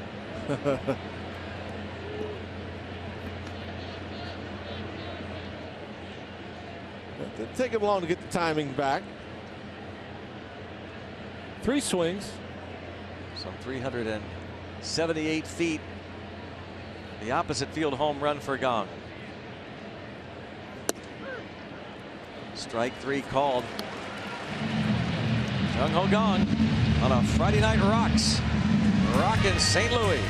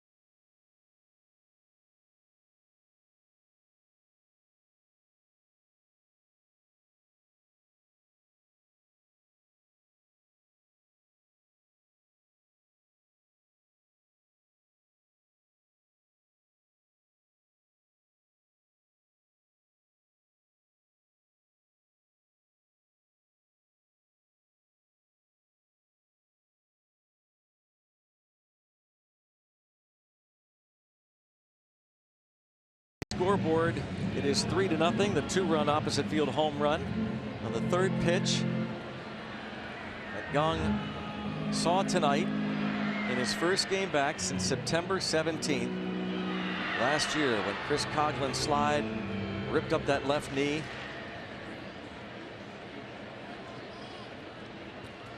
You can't, as far as preparing, getting ready, the rehab games down in Indianapolis, and he didn't do great. Yeah. He struggled. It was like his spring training. Yeah, it was like but you can't replicate the adrenaline you get here down there, and it's just a whole different level.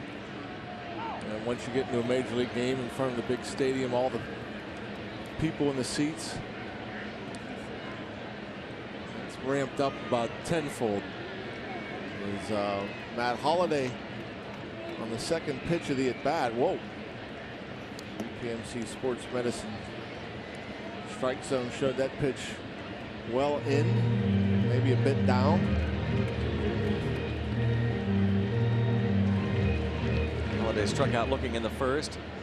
Last time up sent Gregory Polanco to the warning track in right. A 9-pitch 5th inning for Liriano.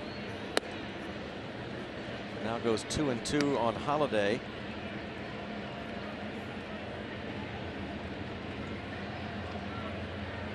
And that was the first 1-2-3 inning of the night for Liriano. He's had to work from the stretch for the first 5, and a 2-2 pitch. Gets another punch out, number 8. Let's go downstairs to Robbie and Smikowski for more on that Kang homer. Yeah, people might wonder if Jung-Ho knows the new signal to make once he gets into the dugout. Gregory Polanco had to actually give him a quick lesson as he made his way in. There you go. That's what you do when you get in. Walks in, quick high five, and there it was.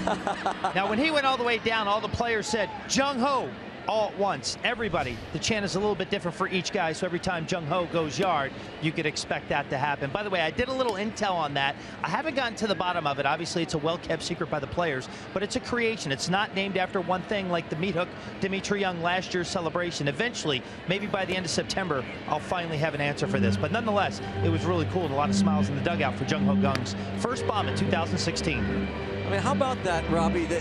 On his way to the dugout, Polanco gives him the quick instructions on what to do. And boy, talk about a quick learner. Goes to tell you how far along his English has come. Yeah, really. Unless Polanco spoke Korean to him or Spanish. Yeah. Regardless, Young picked it up in a hurry. And he really is so popular in the clubhouse and in that dugout. He and Polanco became fast friends. Oh my goodness, another called third strike. 9 punch outs for Liriano. Twice. You got Brandon Moss looking. See where this one is. Slider. Moss probably thinking, man, I tracked that one good. I had a good eye on that one. Didn't chase. But Liriano once again gets a call. 5 of his 9 strikeouts have been called strikes. And now Molina. Strike 1. One of 4 Cardinal hits was Molina's infield single to third.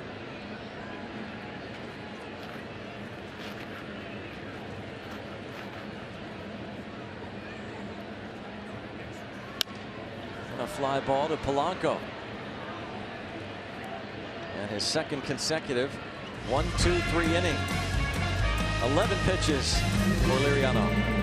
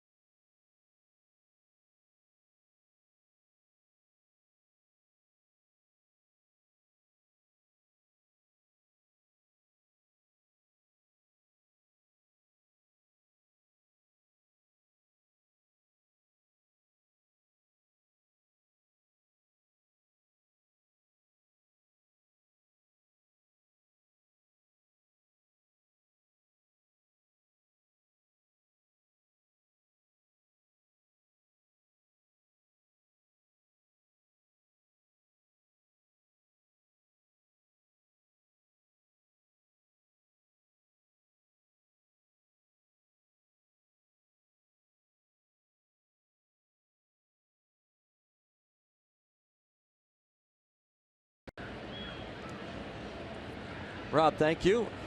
As I guess Cole Hamels now goes to 4-0 with that win, and first pitch swinging Jordy Mercer to center. 1 up 1 down here to begin the 7th inning. Easy for Grichuk.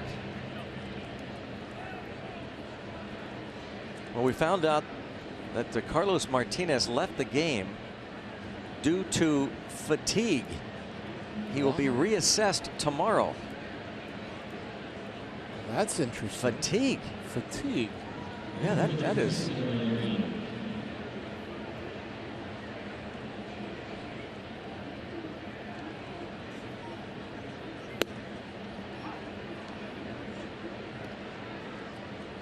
That's a I new one. didn't realize that Garrett Richards the other day for the Angels left for what they said was fatigue.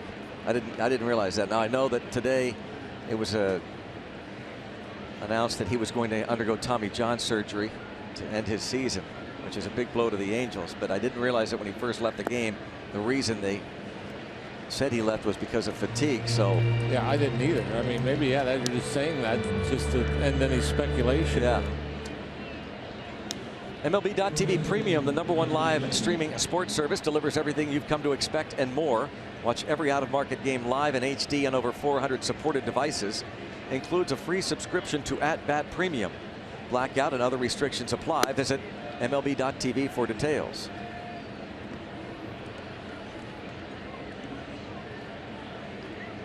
Meanwhile, Tyler Lyons has struck out 7 Pirates in 3 1/3 innings. He's given up 2 hits, the base hit by Polanco that started last inning, and then the 2-out opposite field home run by Jung-Ho Kang.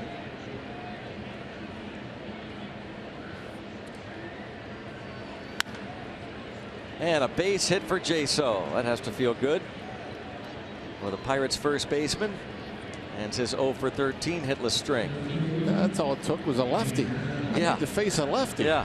Was that his first? No. He hasn't had many he's only- at-bats against lefties. Take a look at the shift. Base hit for John Jaso. He is now 1 for 2 with a walk against left-handed pitching. Sean Rodriguez is going to pinch run for him.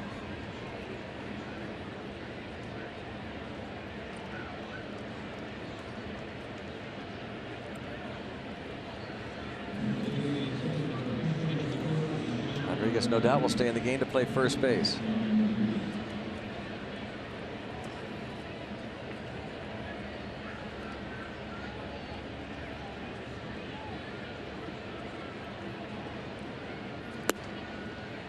Andrew McCutchen has put the ball on the ground 3 times, and each ground ball to the left side of the infield. Yeah, it almost looked like early in the ball game as he was getting loaded, meaning taking his hands back. He was getting them back there earlier than what I remember.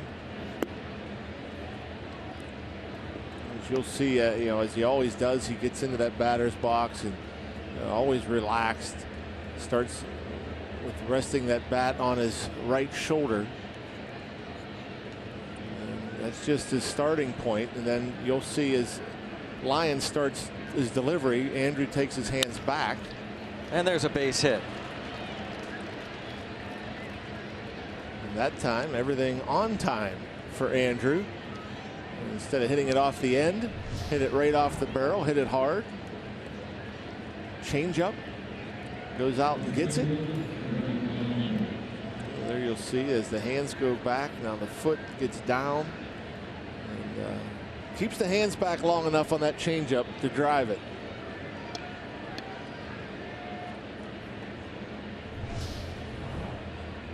The Lions, as you can see, has thrown 51 pitches now. That 30 more than his last outing 5 days ago against the Washington Nationals, and by far the most he's thrown this year. So perhaps tiring. And bullpen action, Seth Maness starts to loosen for St. Louis. With Gregory Polanco at the plate. Polanco has been on base twice. No.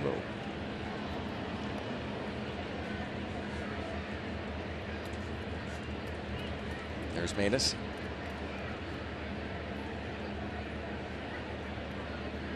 The ground ball specialist hasn't been as effective as we've seen him so far this year.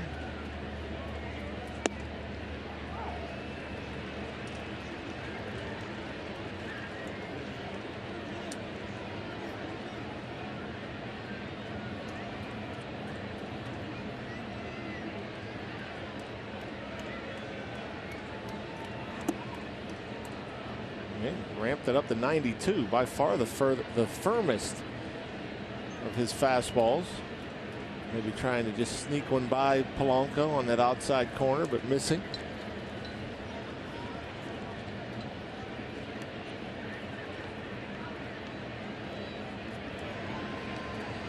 2-2 on Polanco. Just reaches out and pops it up to the second baseman, Jung-Ho.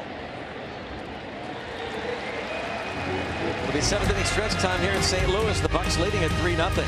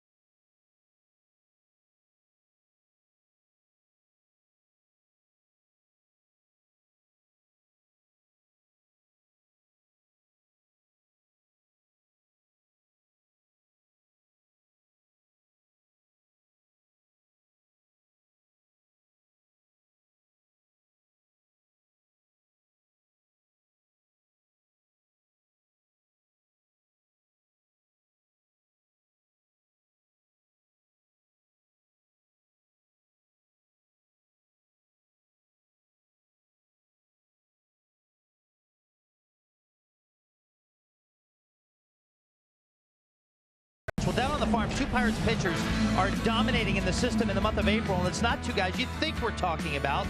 We're referring to Brandon Waddell and Mitch Keller.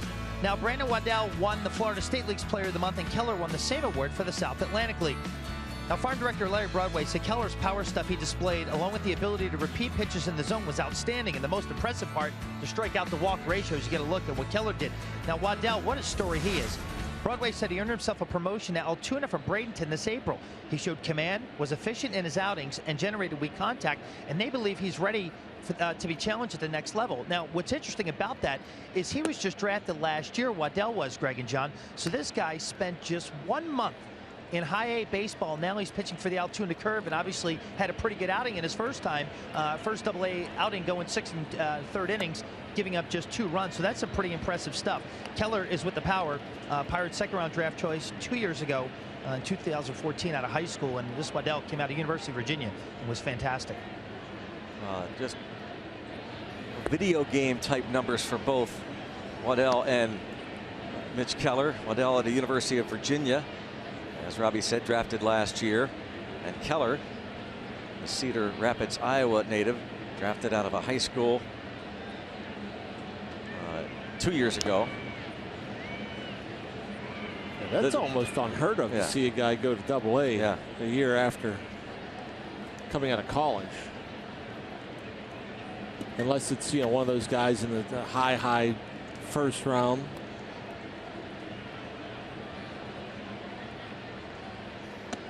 Now 3-2 on Grichuk. Just to finish up on what's going on in the minor leagues, the run of good starts by AAA Indianapolis pitchers continues. Chad Kuhl tonight, 6 innings, 1 run, 2 hits.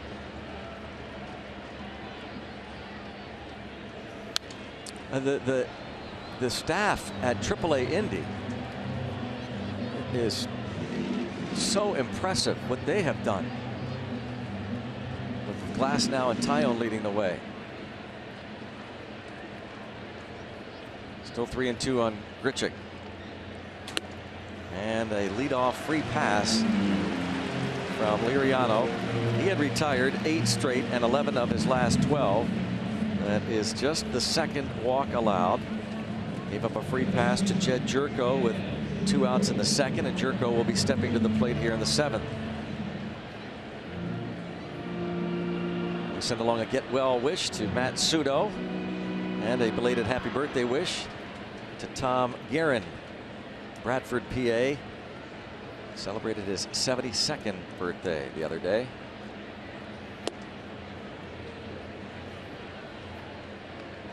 Jung-Ho, after walking in the second, struck out in the fourth. Liriano one punch out away from his second 10 strikeout performance of the season. Both would be against the Cardinals. And it's 0-2. Well, that fastball's jumping out of Liriano's hand tonight. I mean, he's thrown a bunch of them, established it early. He's located it maybe as well as I've seen him since he's been a Pirate. I mean, he's thrown that fastball pretty much where he's wanted to. Kept it out of the middle of the plate. And to right for Polanco.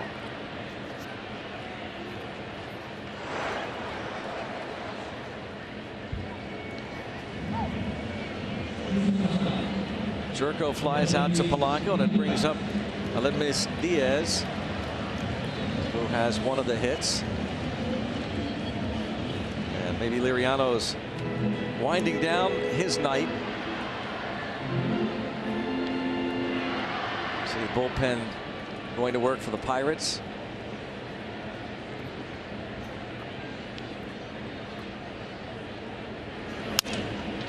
Broken bat. Oh, diving stop. Gone to second. Safe there. Jung-Ho Kang. What a great play. Didn't get an out. Well, the Pirates will check the replay and in a hurry find out that indeed Grichuk beat that throw. Look how far he goes. I mean, that was like almost 4 steps and a dive, and got up quickly. The quick throw. He thought he had him. He's looking over, hoping. Maybe review will prove the second base umpire wrong. But boy, that's a heck of a play right there. And umpire Greg Gibson was right on it. Ruben Tejada is announced as the pinch hitter, and Ray Searage out to talk with Liriano. Man, what a play. Yep, just gets that foot in there. I don't know if this is right. I'm looking at the Cardinal notes. Cardinals have scored as Phillies warms up 66 runs, which leads the major leagues in the 7th inning or later. The Cardinals have, with 19 home runs. They say they've scored 19 ninth inning runs this year and had 4 in all of 2015. That can't be right.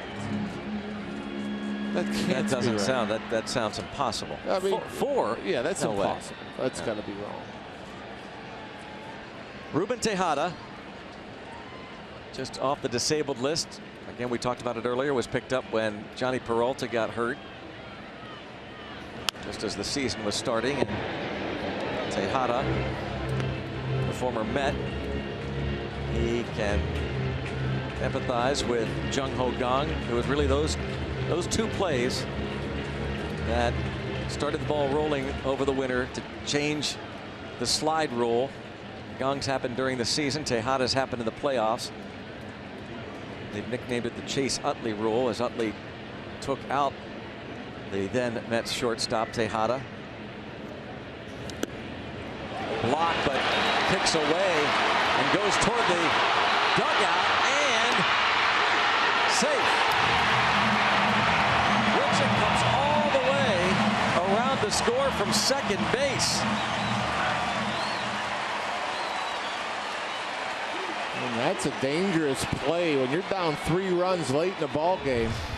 You have to be pretty certain that you're going to be able to beat a throw. You see the ball kicking off wildly down the first base line.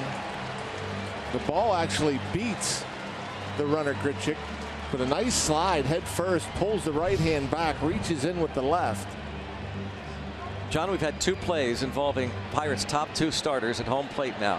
Yeah. Garrett Cole last week, and now Liriano. And I don't know if you saw that last shot where Liriano's glove kind of bent back.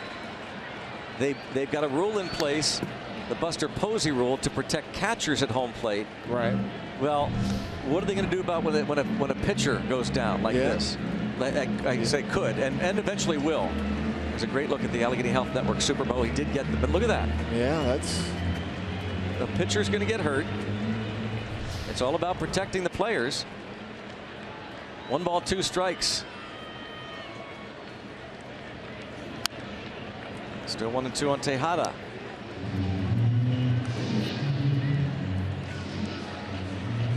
Jason Steele just corrected that note.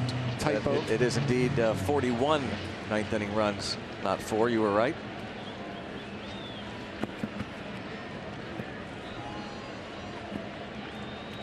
"90 feet away to make it a 1-run game. Infield back. A 1-2 count on Tejada, the pinch hitter. And that will do it as McCutchen will make the catch. It is now 3-2.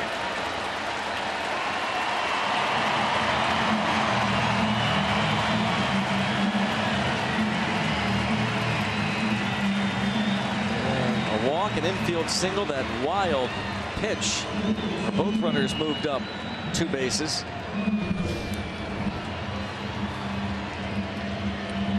That slider that's always tough to hit. Boy, he really pulled his hands inside and put a nice swing on that pitch that was down and off the plate.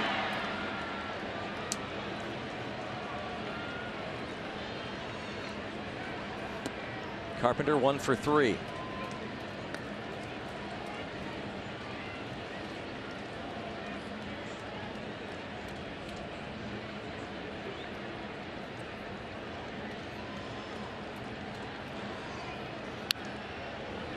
And 2, and this would be a nice way to finish off his night if he can get to Carpenter.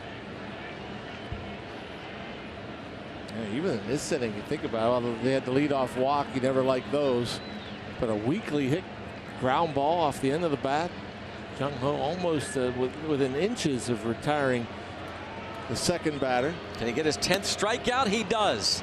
10 strikeouts for the 2nd time this season against the Cardinals for Francisco Liriano, but the Redbirds pick up a couple.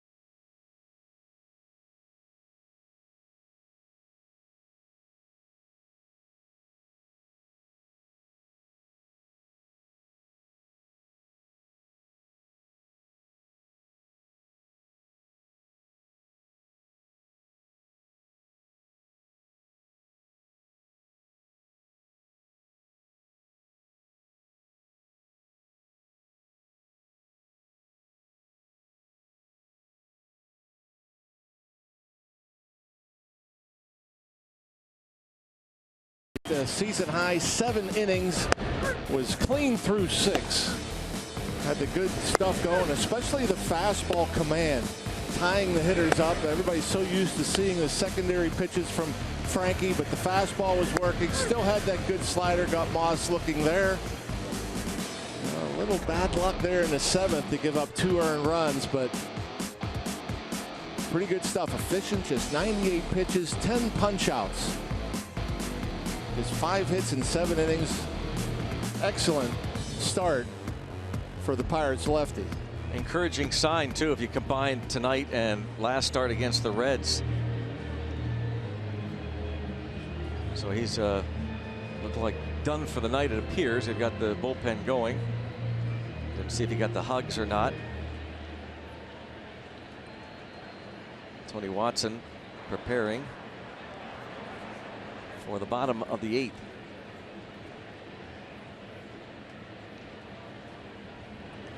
See if we can get those runs back. Kevin Segrist, the hard-throwing lefty with the big curveball.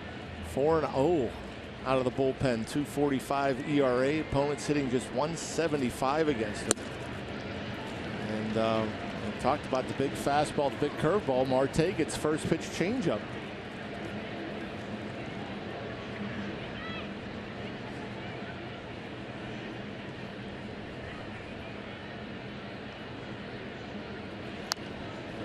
He wanted to bunt it more toward the right side, but instead bunted it practically right back to Segrist. One out, Malak. The ball goes 1-3 that play, and Marte is 2 for 4 now.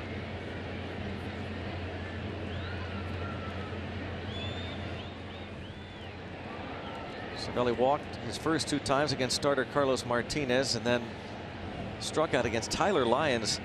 7 of the 11 men that Lyons retired in 3 2/3 innings came via the strikeout.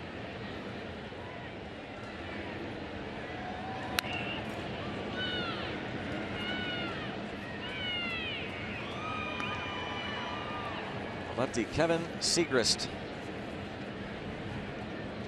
becomes the 3rd pitcher to work for the Cardinals. Segrist last worked a couple days ago against the Phillies and picked up that win, pitching 1 scoreless.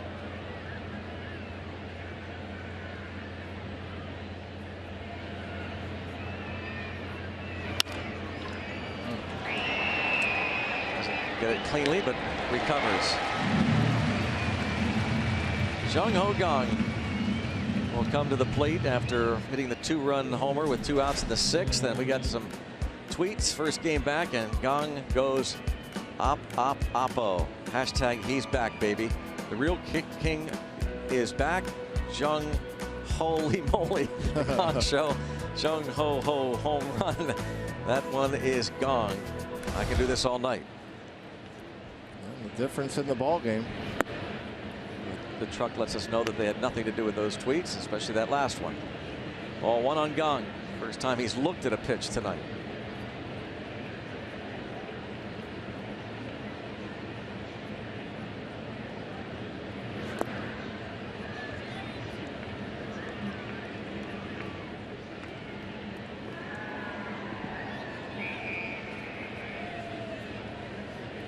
Three pitches, 3 swings. Ground ball double play, a pop up, and the home run. And now 2-0.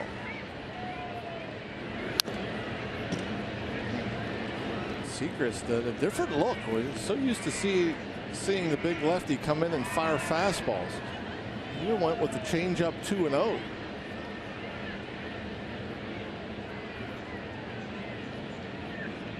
Now the fastball.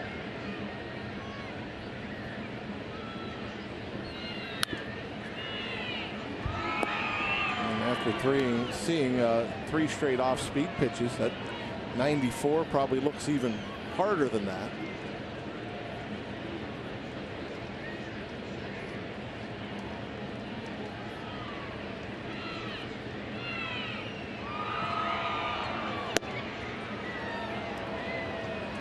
Full count.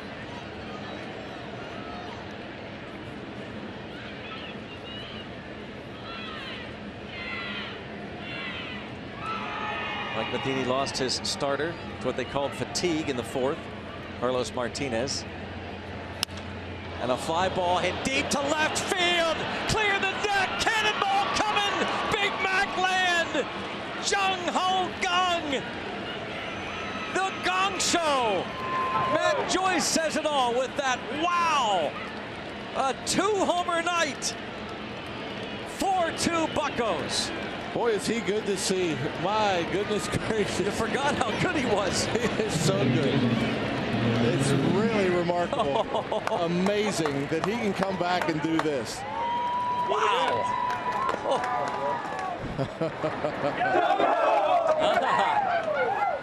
Wow.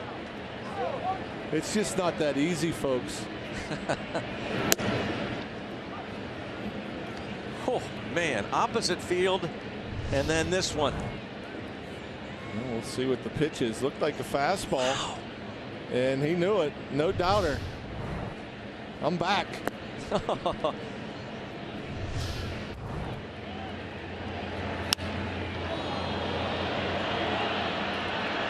It's a Big Mac land, upper deck.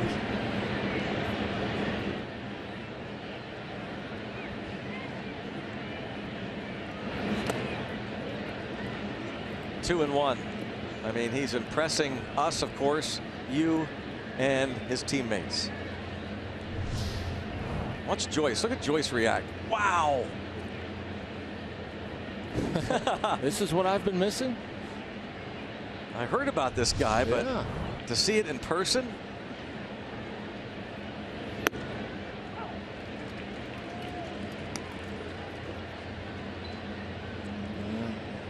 Jeez. It's remarkable. It's unbelievable. Unbelievable.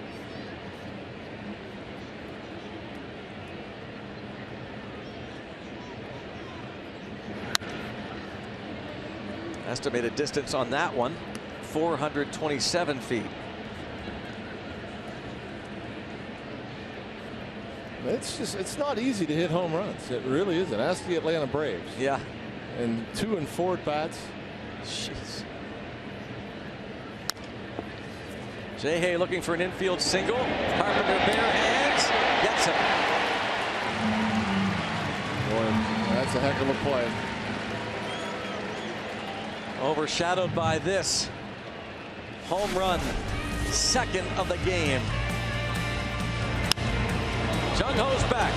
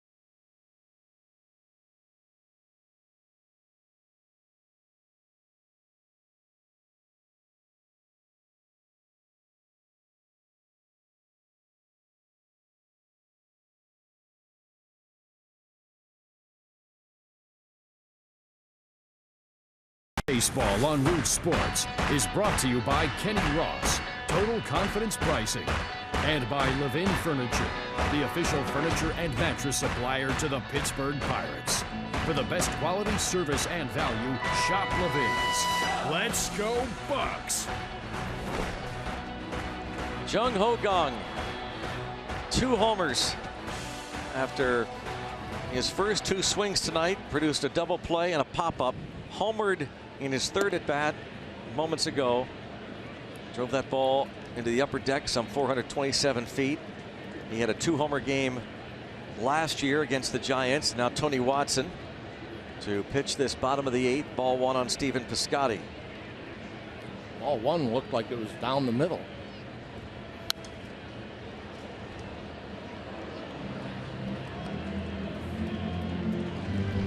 Let's see where pitch 1 was. Yeah, I'd say. Yeah, that's pretty close to being down the middle. Closer to down the middle than off the plate. Yeah.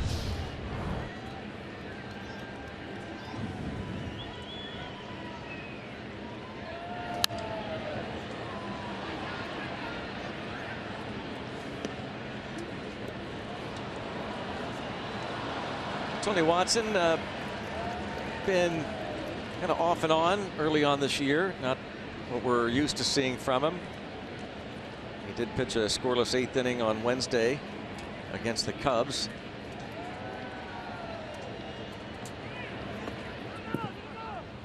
A quick appeal. That's the alarming thing about Tony Watson. The walks. That's been something that Tony Watson usually has such good command of all his pitches. Now I think they're looking around.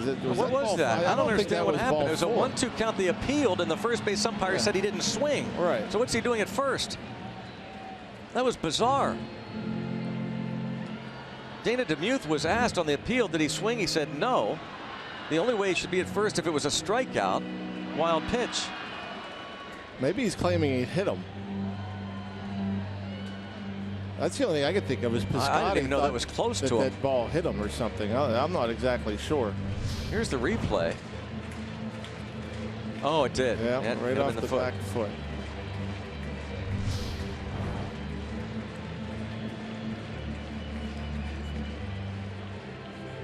So the question was, did he swing? Well, they're going to appeal it. They're going to challenge it, rather. Because apparently after the umpires got together, they were going to say that it didn't hit him. So Mike Matheny is going to challenge it. That explains, by the way, Piscotty's reaction. Right. Piscotty just dropped the bat and headed to first base. Took off. And the question then was on the appeal, did he swing? Well, had he swung, that would have been a strikeout even if it hit him. But the first base umpire, Dana DeMuth, indicated no swing. But it did hit him, and he'll be on to start this bottom of the 8th once they go through this procedure. Well, we call it the back foot slider for a reason, and Watson trying to get the chase, ended up getting the toe. So the Cardinals will have the leadoff man on here.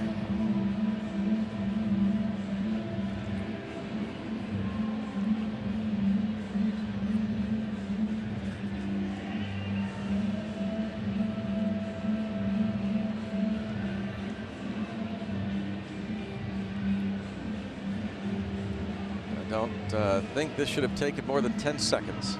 You wouldn't think.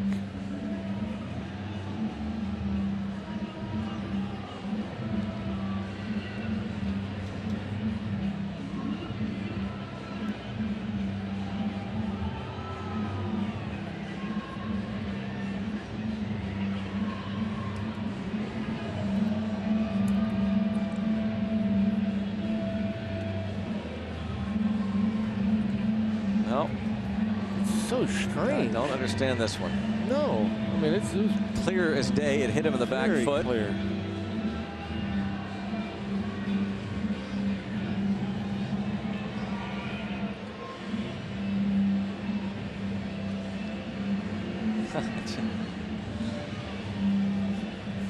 Bite your tongue.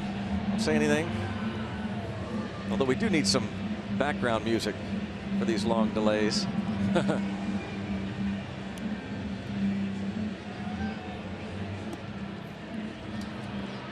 All that, and it could have taken 5 seconds. Yep. So he is on.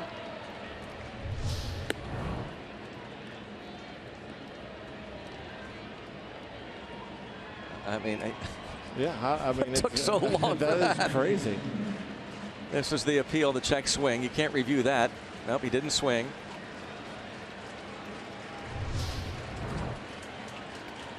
Now Matt Holliday, it is a 2-run game, and Holliday to the plate 0 for 3 against the starter Liriano.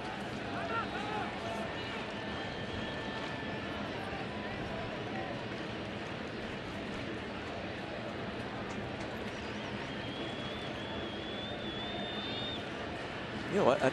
Something that's really unusual from Tony Watson, by the way, is that first man reaches. He has faced 14 batters, leadoff hitters, his first batter faced, and 8 of them have reached. Wow. 8 of the 14 first batters that he's faced have reached.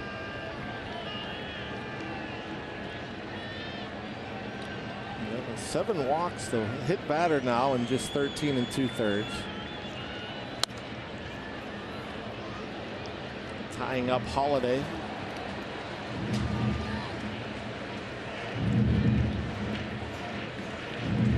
And Tony Watson, I know he gave up a couple homers early last year, but 3 homers. They typically does not allow the ball to leave the ballpark.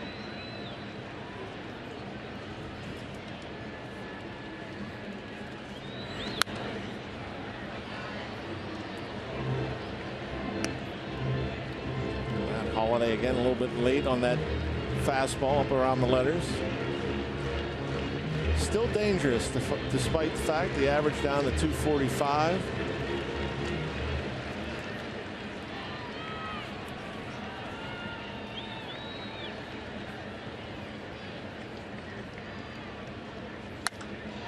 And a base hit. Puts runners at first and second.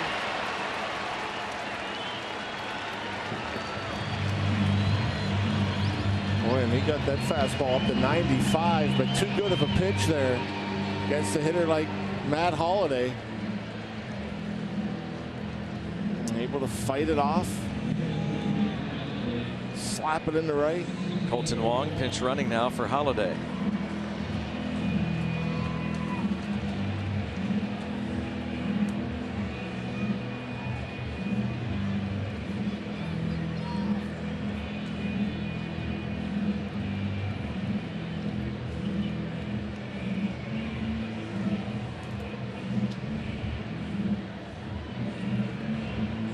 Felice loosens.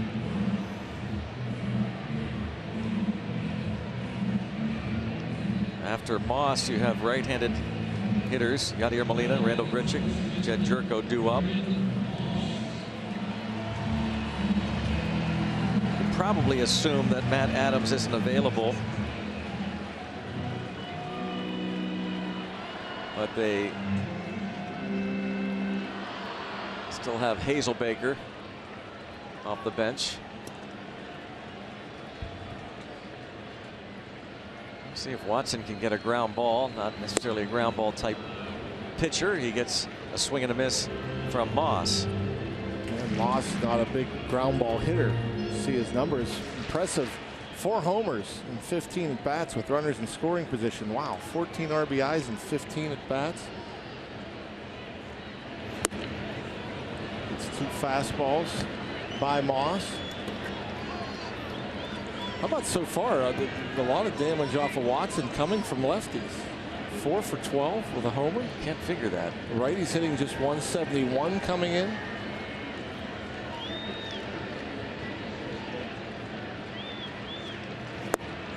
And on 3 pitches, he strikes out Moss.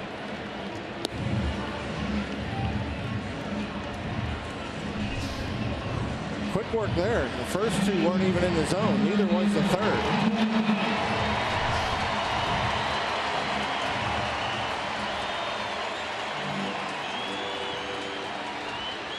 Yadier Molina, infield single in the second, has bounced to the mound and flied to right since.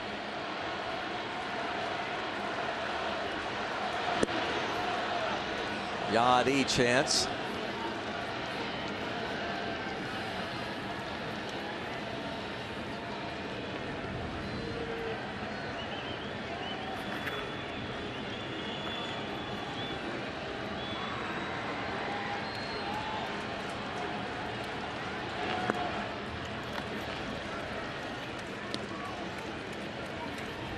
A strike.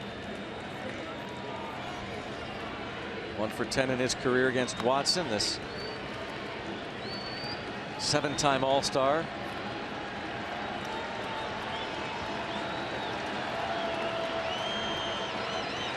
Time is called. A couple of things. These Cardinals are doing real good work with runners in scoring position this season, leading the league at 305 with men in scoring position. However, they strike out a bunch this year. That's something that concerns Mike Matheny. Only the Diamondbacks, Phillies, Brewers, and Padres have struck out more times than have these Cardinals. Now, the guy at the plate rarely strikes out. He's always been one of the toughest to fan in the league. It's 1-2 on Molina. Look at him chase a pitch well out of the zone there. Changeup. He too with good numbers with runners in scoring position thus far.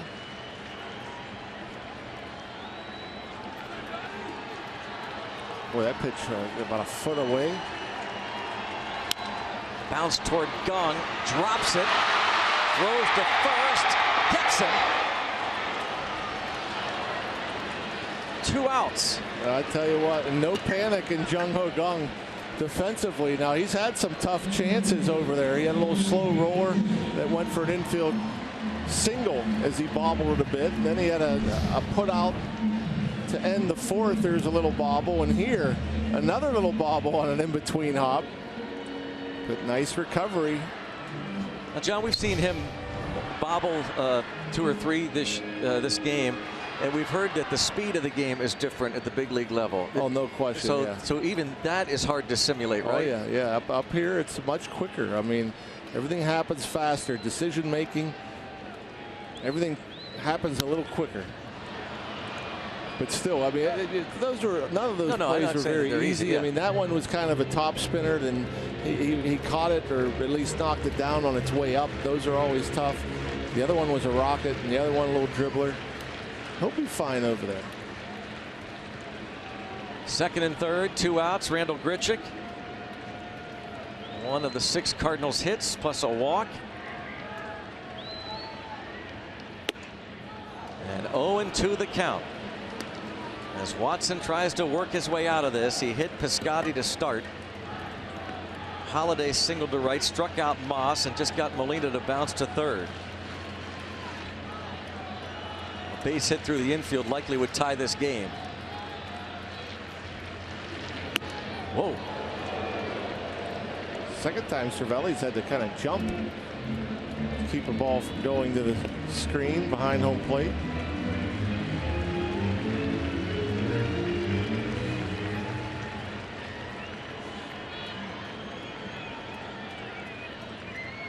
Grichuk leads the Cardinals in strikeouts.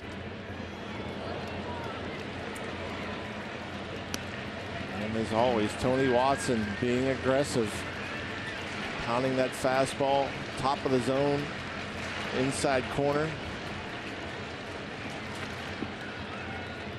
Check that. Piscotty Piscotty leads, then Moss, then Grichuk in terms of strikeouts. Ground ball to the shortstop. And a stretch by Rodriguez gets the final out on a bang-bang play at first.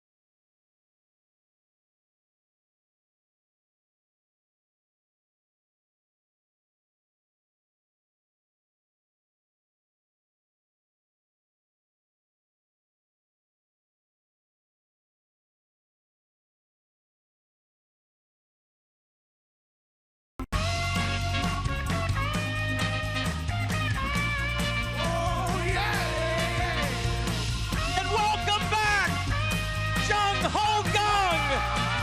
He is back! Here we go on Friday. Let's get it done Friday night. Pittsburgh on Friday. It's what we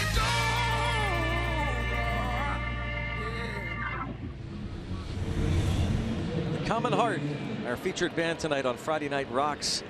Pirates leading the Cardinals 4-2. Jung-Ho Kang, his return, has homered his last 2 at-bats, his second 2-homer game. His early Pirates career. And Seth Maness, the new pitcher, faces Jordy Mercer, and then we'll have a pinch hitter, Matt Joyce, to bat for Watson. Sinker baller Maness tries to keep the ball down and get a bunch of ground balls. You know, you kind of expected Jung-Ho to do something tonight. I don't know if you expected him to hit 2 homers. No. But that's pretty impressive. As see the numbers for Maness, off to a rough start. 5.79 ERA and 9 1/3. 390 opponent's batting average.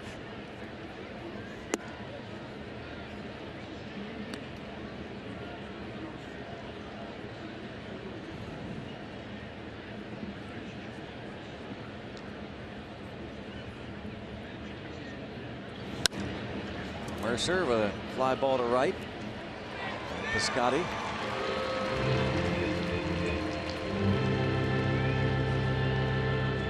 Brandon Moss is now in left, moving from first. Jed Jerko moves from second to third.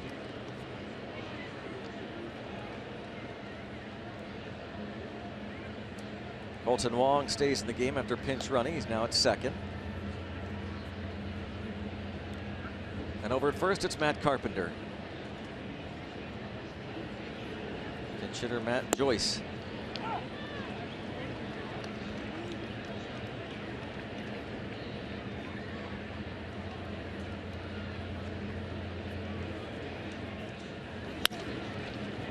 And toward left center field, over is Moss.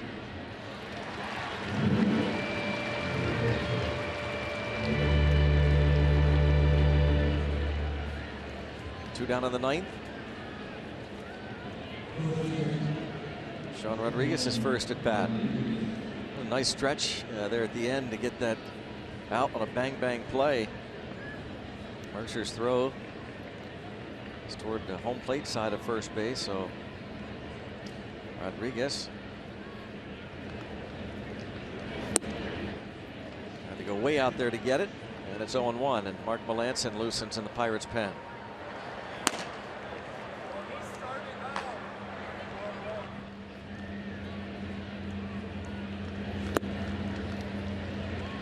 Maness known for throwing that sinker. Sean Rodriguez known for hitting fastballs. So not getting fastballs, but breaking balls. First 2 pitches to fall behind.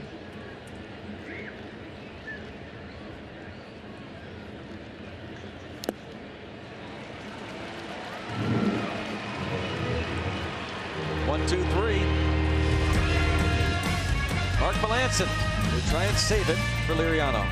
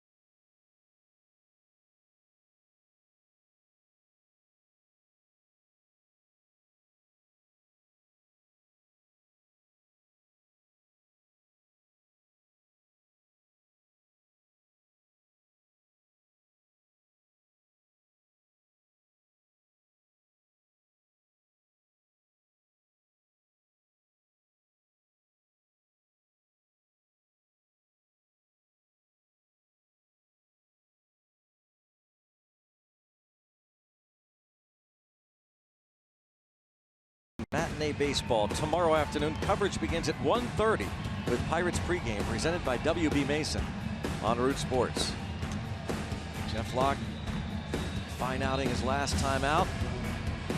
Hopefully we'll be talking about the Pirates looking to win 2 straight over the Cardinals, but 3 big outs to get, leading by just a couple. You don't expect anything else when these two clubs lock horns. Pirates and the Cardinals, always tight baseball. Yep. Back and forth. Mark Melanson looking for his 8th save in 9 opportunities. Just a couple of walks, 10 punch outs, 3.18 ERA.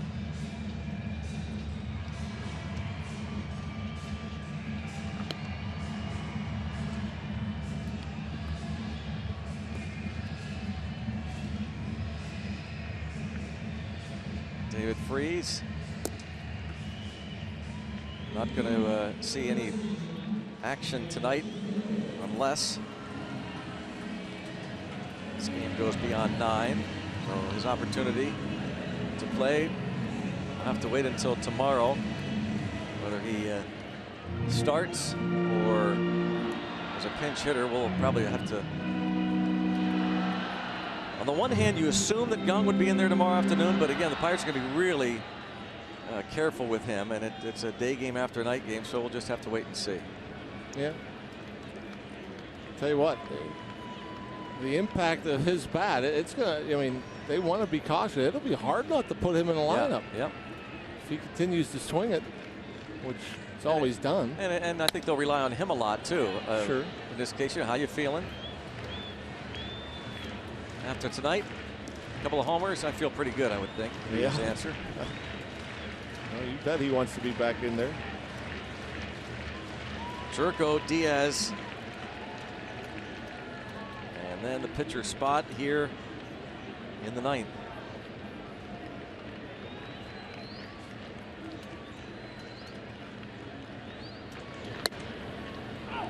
Couple strikes.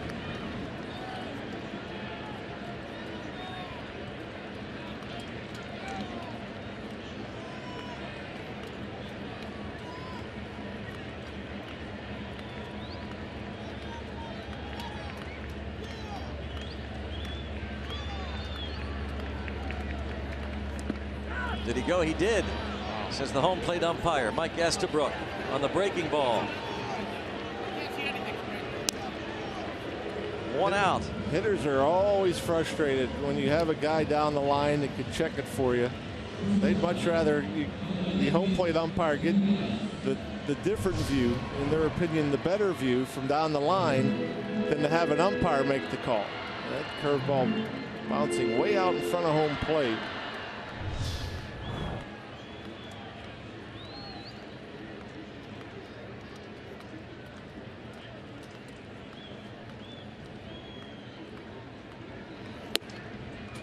Ledmy's Diaz, 2 hits in this ball game.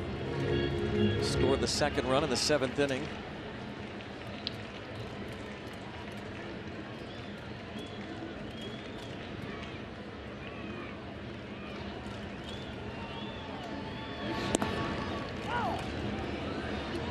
Don't see that too often. No, a rare whiff from Francisco Cervelli, and a rare strike call when the catcher doesn't catch it. He just closed his glove too soon, and the pitch was in off the plate.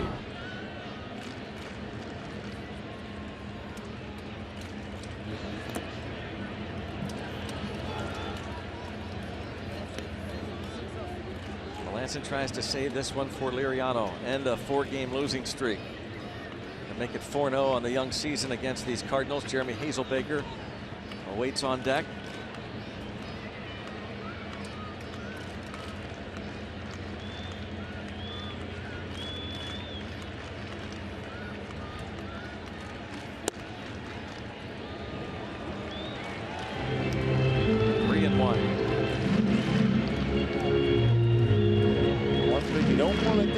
Situations, 2-run leads, is to give out a free pass. Bring the tying run to the plate. toward left center field. Diaz with his third hit.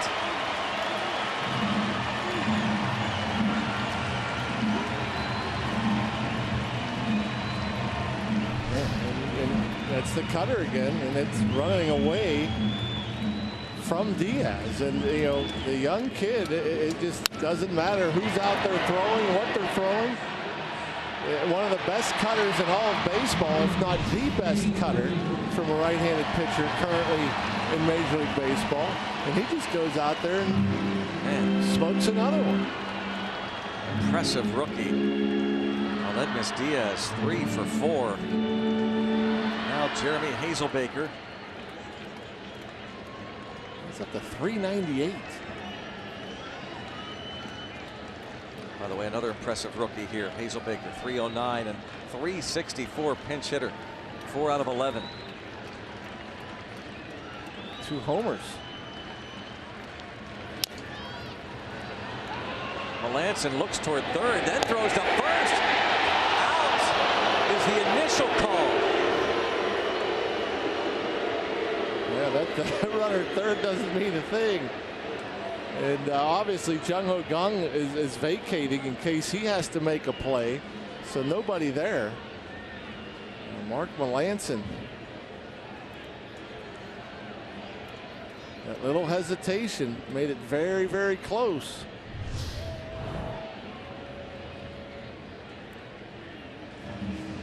But in time. Just got him for the second out.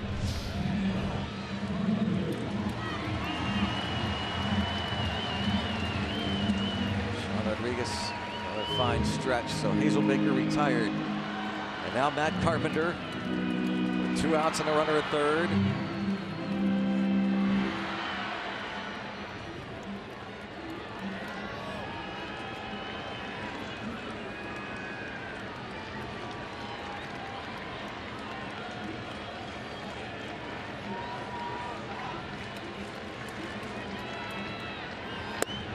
Strike one.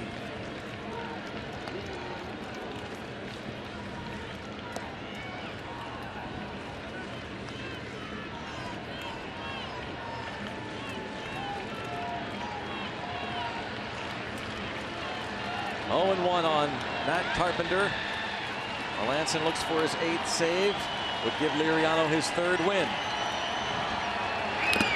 And it's 2 strikes. Really quickly checks with Mike Esterbrook. Make sure he's all right. All smiles. A-OK. Big cut from Carpenter. Thinking of tying it up. Foul ball goes off the shoulder pad. Hey, I'm protected, just like you.